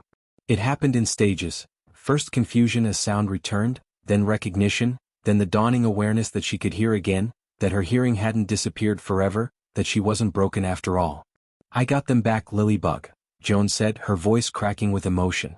"I promised I'd protect you. I promised I'd be your ears. I got them back." For a moment, Lily just stared at her sister, processing everything, her 5-year-old brain trying to make sense of what had happened, trying to understand why her hearing had gone away and come back, trying to reconcile the terror of silence with the relief of sound restored. Then Lily launched herself at Joan, wrapping her small arms around her sister's neck with desperate strength, and she was crying again, but these were different tears. These were tears of relief, of joy, of a child who'd thought she'd lost something fundamental and had gotten it back. "You saved me," Lily sobbed against Joan's shoulder, her words muffled but audible. "You saved me, Joanie." Joan held her sister and cried too, 8 years old and exhausted and traumatized by what she'd had to do, by the responsibility she'd had to carry, by the cruelty she'd witnessed and fought against. Catherine wrapped herself around both girls, creating a fortress of maternal love, and for a long moment they just held each other while the airplane flew on through the sky. The sound of applause started softly, just a few passengers, then grew until it filled the cabin. People were clapping, some crying, some cheering, all of them celebrating this small victory, this moment of justice in an unjust situation. Strangers who'd never met these children before were applauding an 8-year-old's courage, applauding a mother's fierce love, applauding the restoration of something that should never have been taken. Beatrice Chen was crying openly, clapping her weathered hands together with surprising force. Other passengers were wiping their eyes, smiling despite their tears. Even some of the people who'd looked away earlier, who tried not to get involved, were clapping now, perhaps feeling guilty for their earlier silence, perhaps just relieved that this had ended well. Sophie Park appeared at their row, her young face streaked with tears, holding a bag full of snacks and juice boxes. "I'm so sorry," she kept saying. "I'm so sorry. I should have done more, I should have stopped her, I should have." "You tried," Catherine interrupted gently. "You tried and you spoke up when it mattered. Thank you." Sophie placed the bag of snacks in Catherine's hands, then impulsively leaned forward and hugged Lily, who was still clinging to Joan. "I'm so glad you're okay, sweetheart. I'm so glad." Gary returned briefly to personally apologize again, to assure them that the airline would be contacting them, that there would be consequences for Veronica, that their next flight would be complimentary, that everything possible would be done to make this right. He said all the things that people in his position are supposed to say, but Joan could hear the genuine remorse in his voice, could see that he meant it. As he walked away, Joan caught a glimpse of Veronica Hastings in her jump seat near the front of the cabin. The flight attendant was staring straight ahead, her face a mask of forced composure, but Joan could see the humiliation burning underneath. Their eyes met for just a second and Joan saw something there, maybe hatred, maybe shame, maybe just the bitter acknowledgement of defeat. Joan turned away. She didn't need Veronica's remorse or her hatred. She didn't need anything from that woman. All she needed was right here in her arms, her little sister who was slowly coming back to herself, whose breathing was evening out, whose death grip on Joan's shirt was loosening into something more comfortable. "Is Cotton okay?" Lily asked suddenly, her voice small but more present than it had been. Joan looked down and saw the stuffed rabbit lying on the floor where Lily had dropped it. She picked it up, brushed it off and handed it to her sister. "Cotton's fine, Lily-bug. Everything's fine now." Lily took the rabbit and held it close, and Joan saw her sister's fingers move to touch her hearing aids, to reassure herself they were still there, still working, still connecting her to the world. Catherine was still crying, but she was smiling too, looking at both her daughters with an expression of such fierce love and pride that it made Joan's heart ache. "You were so brave, baby," Catherine whispered to Joan. "So incredibly brave." "I was scared," Joan admitted. "Brave people are always scared," Catherine said, stroking Joan's braided hair. "That's what makes them brave. Being scared and doing it anyway." If you've made it this far in this story, if you've watched Joan's journey from a little girl on her first flight to a warrior fighting for her sister's rights, then you need to subscribe right now. Because this story isn't just about what happened on one flight. It's about courage, about standing up for what's right, about refusing to accept cruelty just because someone has authority. Hit that subscribe button and let me know in the comments. Would you have been brave enough to do what Joan did? Would you have stood up for your loved one even against someone with power? The plane began its descent into Denver. The captain's voice came over the intercom, announcing their approach, asking flight attendants to prepare the cabin for landing. But there was only Sophie to do that now, moving through the cabin alone, checking seatbelts and tray tables, doing the work of two people because Veronica sat frozen in her jump seat, no longer trusted to perform even basic duties. As they descended, Lily pressed her face to the window again, watching the ground rise up to meet them, but this time Joan noticed she kept one hand on her hearing aids, as if afraid they might disappear again if she didn't maintain physical contact with them. "They're not going anywhere," Joan said softly. "I promise. I'll make sure no one ever takes them again." Lily looked at her sister with eyes that were older than they'd been that morning, eyes that had learned too young that the world could be cruel, that adults couldn't always be trusted, that sometimes the people who were supposed to protect you were the ones you needed protection from. "You're my hero," Lily said simply. Joan felt tears spring to her eyes again. She didn't feel like a hero. She felt exhausted and scared and angry at a world that had forced her to be heroic in the first place. She felt like a child who'd had to do things no child should have to do, who'd seen things no child should have to see. But she also felt something else. She felt strong. She felt capable. She felt like someone who could face hard things and survive them, who could protect the people she loved even when the odds were stacked against her. She felt like Lily's big sister. Like Lily's ears. Like Lily's protector. And maybe that was heroic enough. The wheels touched down with that characteristic bump and screech, and the passengers applauded again. Some because they always applauded landings, others because they were celebrating everything this landing represented. The end of a nightmare. The beginning of justice. The triumph of a child's courage over an adult's cruelty. As the plane taxied to the gate, Catherine gathered her daughters close. "When we get off this plane," she said quietly, "there might be people waiting. Maybe security, maybe airline representatives. I need you both to stay close to me, okay? Don't talk to anyone without me there. We're going to handle this together." Joan and Lily nodded, and Joan felt a flicker of anxiety about what came next. But they'd face it together, the three of them.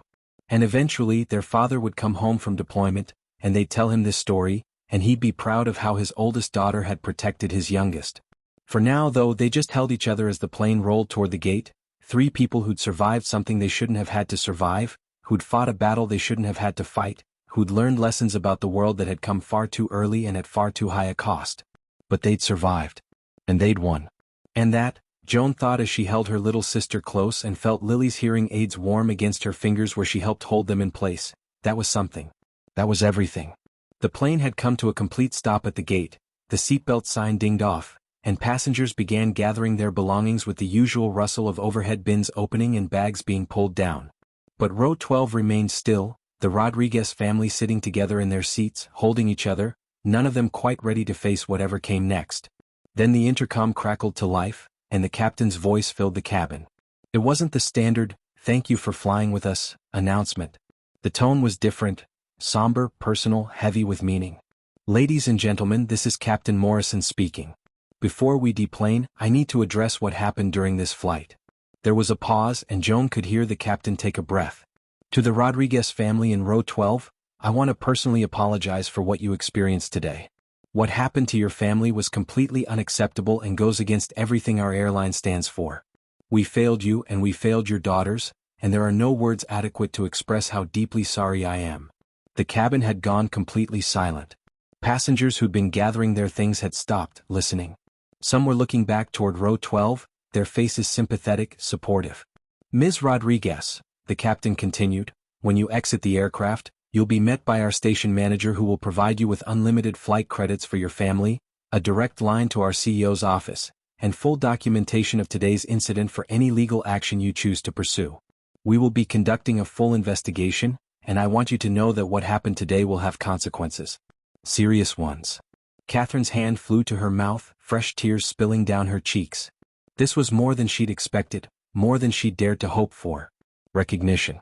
Accountability. Justice, or at least the promise of it. To the passengers who spoke up, who recorded evidence, who refused to stay silent when they witnessed injustice, thank you. You did the right thing, and your courage in supporting this family will not be forgotten. The captain paused again. And to Joan Rodriguez, the 8-year-old girl who fought for her sister with more bravery than most adults would show, you are extraordinary. Never let anyone make you feel small. Never stop fighting for the people you love. The passengers erupted into applause again, and this time it was thunderous. People were standing, turning toward row 12, clapping and cheering for Joan, for Catherine, for Lily who was clinging to her mother and looking overwhelmed by all the attention but safe, finally safe. Joan felt her mother pull her close, felt Lily's small hand squeeze hers, and she let herself cry one more time, let out all the fear and anger and relief that had been building throughout this nightmare flight. They were safe. They were believed. Someone with authority had finally listened and cared. As the applause died down and passengers began deplaning, Joan noticed Veronica Hastings still sitting in her jump seat near the cockpit door. But she wasn't alone anymore. 2 airport security officers had boarded the plane, and they were standing on either side of her, speaking to her in low tones. Veronica's face was ashen, her earlier arrogance completely evaporated, replaced by something that looked like genuine fear. The Rodriguez family waited until most of the other passengers had deplaned before gathering their belongings. Joan helped Lily with her backpack, making sure Cotton the rabbit was safely tucked inside. Catherine organized their carry-on items with shaking hands, still processing everything that had happened, everything that was still happening. As they made their way up the aisle toward the exit, passengers who were still gathering their things paused to speak to them. You did great, sweetheart, a middle-aged woman said to Joan, touching her shoulder gently. My daughter has a disability too. Thank you for fighting. That woman should be arrested, a businessman muttered, not Douglas Pemberton but someone who'd been sitting further back. What she did was criminal. Beatrice Chen was waiting near the exit, and when the family reached her, she pulled Catherine into a fierce hug. You have remarkable daughters, she said, her voice thick with emotion. Remarkable. If you ever need anything, ever, please contact me. She pressed a business card into Catherine's hand. I mean it. Anything. Sophie Park was there too, tears streaming down her young face. I'm so sorry I couldn't do more, she said again. But I gave my statement to the captain. I told him everything. I made sure he knew exactly what happened. Thank you, Catherine whispered, hugging the young flight attendant. You did more than you think you did. You gave us information. You spoke up when it mattered. That was brave. As they exited the plane, Joan glanced back one more time and saw Veronica being escorted off by the security officers. The flight attendant's head was down, her shoulders hunched, and she didn't look at anyone. The passengers still waiting to deplane moved aside to let the officers pass, and Joan heard murmurs following Veronica down the jetway. Good riddance. Hope they press charges. About time someone faced consequences. Joan turned away. She didn't need to watch Veronica's humiliation anymore. It was over. They'd won. The jetway opened into the gate area, and Catherine stopped short, causing Joan and Lily to nearly walk into her. Oh my God, Catherine breathed. The gate area was packed with people, not just passengers from other flights but news crews. Multiple news crews with cameras and microphones and reporters in professional clothing. Airport security was trying to maintain some kind of order, keeping the media back but not blocking them entirely. How did they, Catherine started, then understood. The passengers. The videos. Social media. In the hour and a half since Veronica had stolen Lily's hearing aids, the story had spread. People who'd been on the flight had posted videos, had shared what happened, and it had gone viral. Already. While they were still in the air, the world had learned about an 8-year-old girl's fight for her deaf sister's hearing aids, and the world was paying attention. A woman in a navy blue suit approached them, her airline ID badge marking her as management. Ms. Rodriguez? I'm Patricia Winters, the station manager. I'm here to escort you through this chaos and get you somewhere private where we can talk. If you're willing to speak to media, we can facilitate that, but it's entirely your choice. Your comfort and your daughter's well-being are the priority. Catherine nodded mutely, overwhelmed, and Patricia began guiding them through the crowd. Reporters were calling out questions. Joan Rodriguez. How does it feel to be a hero? Ms. Rodriguez, will you be pressing charges? What do you want people to know about what happened? Lily, sweetie, how are you feeling? Airport security kept the reporters from getting too close, but cameras were everywhere, filming everything, capturing Joan and Lily walking hand in hand through the Denver airport, two small girls at the center of a story that was clearly bigger than anyone had anticipated. Joan held Lily's hand tighter, and Lily pressed close to her side, one hand on her hearing aids as if protecting them from being taken again. They walked through the gauntlet of attention together, the way they did everything. As sisters, as partners, as two people who'd learned they could face impossible things if they faced them together. Patricia led them to a private airline lounge, away from the cameras and the crowds. Inside, a team of airline representatives waited, some clearly management, others who looked like lawyers, all of them wearing expressions of grave concern and professional remorse. For the next hour, Catherine dealt with the administrative aftermath while Joan and Lily sat together on a couch, sharing a tablet one of the representatives had given them, watching cartoons but mostly just being close, processing what they'd been through. Occasionally, Joan would glance at her mother, watching Catherine negotiate and demand and refuse to be placated with empty promises, watching her mother transform into an advocate, a warrior, someone who would make sure this never happened to anyone else's child. The airline offered flight credits, not just for future flights but enough to cover years of travel. They offered a direct line to the CEO's office. They offered compensation, therapy coverage for the girls if needed, and most importantly, they offered accountability. Veronica Hastings was being terminated, effective immediately. There would be a full investigation. Changes would be made to training protocols. Disability advocacy groups would be consulted to ensure this never happened again. Catherine recorded everything, got everything in writing, and made it clear that if the airline didn't follow through on every promise, she wouldn't hesitate to pursue legal action. The exhausted nurse who'd boarded that plane was gone, replaced by a mother who'd learned that sometimes you had to fight not just for justice for your own children, but for every child who came after them. 3 hours after landing, the family finally left the airport. They declined most media requests, but Catherine did give one brief statement to a local news crew, speaking clearly and firmly. What happened to my daughters today should never happen to any child. My daughter Lily is deaf, and her hearing aids are not a disruption or an inconvenience. They're a necessity. They're her access to the world. And when someone with authority decided that her access was less important than the comfort of other passengers, when that person stole medical devices from a sleeping 5-year-old child, they didn't just break airline policy, they broke something fundamental about human decency. My daughter Joan, who is 8 years old, should never have been put in a position where she had to fight for her sister's rights. But she did fight and she won, and I have never been more proud. I want every child with a disability to know that you have the right to exist in public spaces with your accommodations. You have the right to take up space. And if anyone tries to take that away from you, there will be people who will fight for you. I promise you that. The video of that statement would be shared millions of times over the next few days. Catherine Rodriguez's fierce, tear-streaked face became a symbol of parental advocacy. Joan's story became a rallying cry for disability rights. And Lily, shy Lily with her pink hearing aids, became an icon for deaf children everywhere who'd ever been made to feel like their needs were burdensome. But in the moment, leaving the airport, getting into the rental car, driving to Catherine's mother's house where they'd originally been headed all along, the family just wanted quiet. They wanted to be together. They wanted to heal. 1 week later, Joan was sitting at her grandmother's kitchen table, helping Lily with homework. The Denver sunshine streamed through the windows, warming the worn wooden table where Catherine had done her own homework decades ago.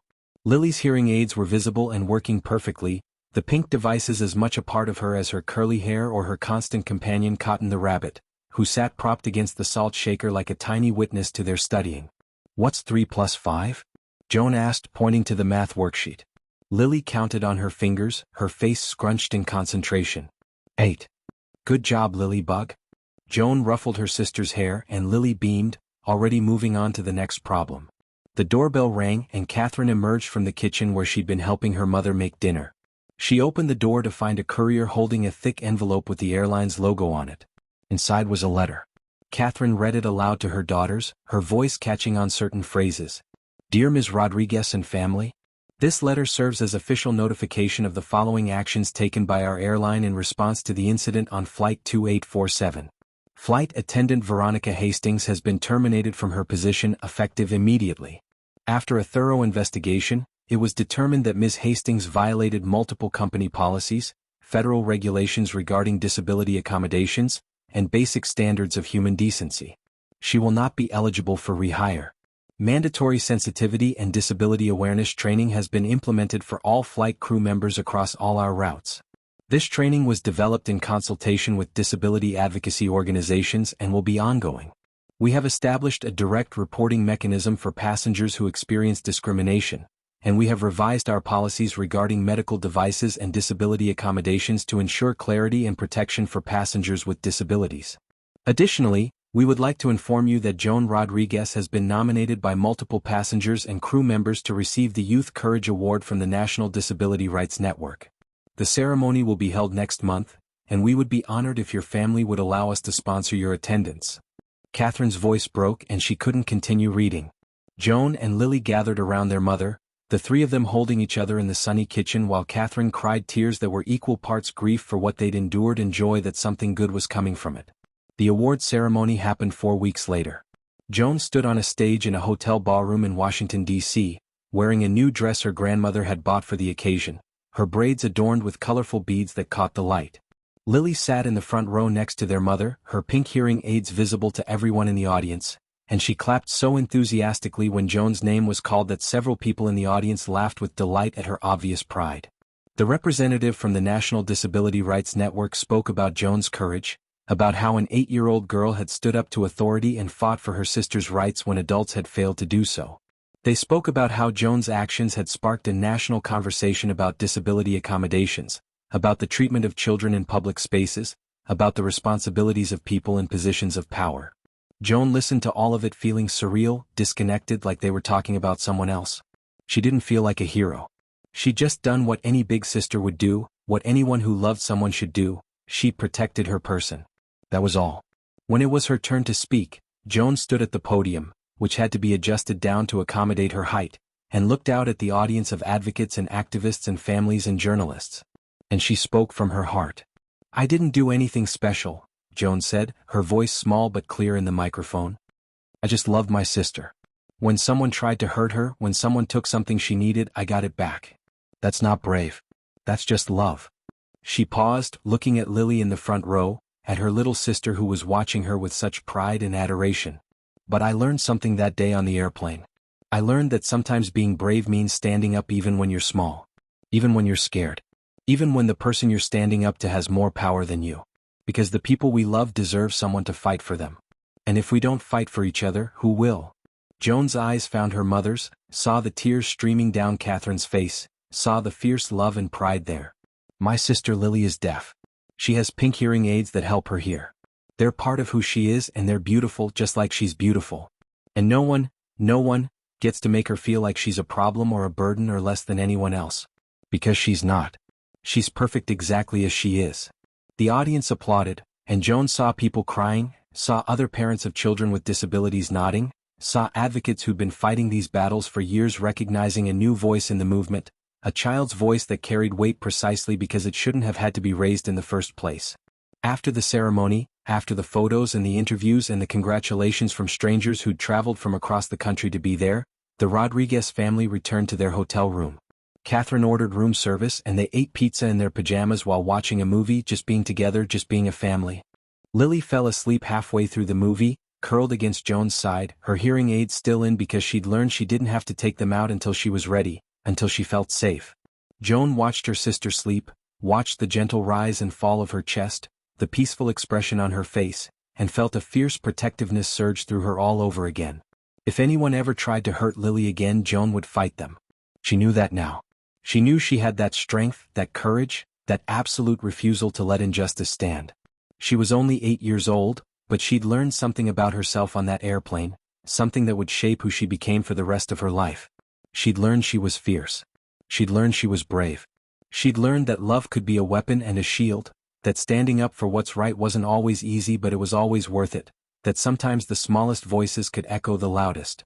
3 months later, Joan was back home in Chicago, sitting at their kitchen table helping Lily with homework again. It was a routine now, something they did every afternoon after school.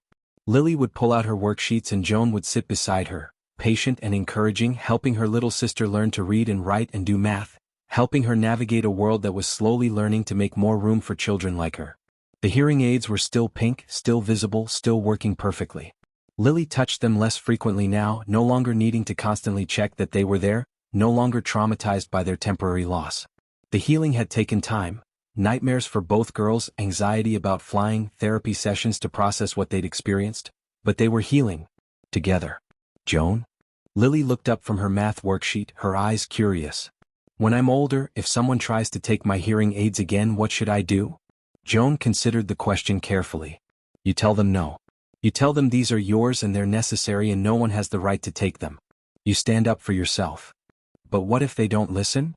Lily's voice was small, remembering.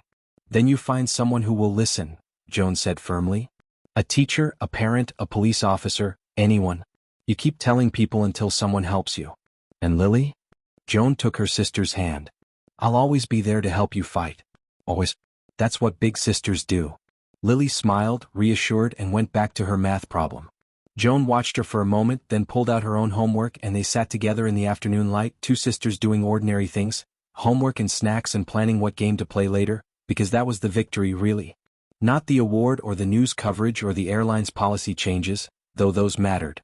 The real victory was this: two girls who could sit together and do homework and be safe and be loved and be exactly who they were, hearing aids and all.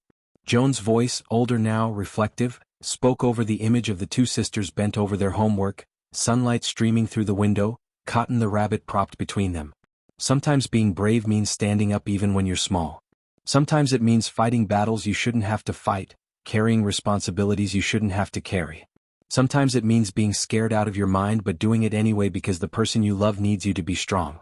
And sometimes, if you're lucky, your bravery changes things. Not just for you but for everyone who comes after you.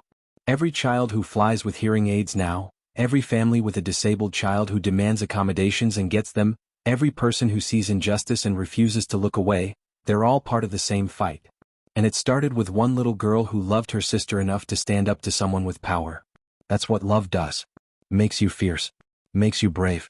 It makes you willing to fight impossible battles because the person you're fighting for is worth it. Always worth it. The image froze on Joan and Lily laughing together over some joke, their faces bright with joy, Lily's pink hearing aids catching the light, Joan's protective hand resting on her sister's shoulder. Two sisters who'd survived something terrible and come out the other side stronger, closer, unbreakable. Text appeared on the screen. Dedicated to every child who's ever had to be braver than they should. To every person fighting for their right to exist in public spaces with their accommodations. To every disability advocate who refuses to stay silent. And to every big sibling who protects their little one with fierce, unwavering love. You're seen. You matter. Your fight matters. Based on true events that happen far too often. We can do better. We must do better. The image faded to black, but the message remained, echoing in the hearts of everyone who'd witnessed Joan's journey. A reminder that courage comes in all sizes, that injustice should never be tolerated, and that sometimes the bravest warriors are the smallest among us. If this story moved you, if Joan and Lily's journey touched your heart, hit that subscribe button right now. Share this story with everyone you know. Because stories like this need to be told. Children like Joan and Lily deserve to be celebrated. And the conversation about disability rights, about accommodation, about treating all people with dignity and respect, that conversation needs to continue. Drop a comment below. What would you do in Joan's situation? Have you or someone you love ever faced discrimination for a disability? Share your story. Let's keep fighting together. Let's make sure no child ever has to be as brave as Joan was on that airplane. Let's build a world where love doesn't have to look like warfare, where protecting your family doesn't mean battling authority, where every child with hearing aids or wheelchairs or any other accommodation can travel freely, safely, joyfully, without fear. That's the world Joan fought for. That's the world we all deserve. That's the world we can build together.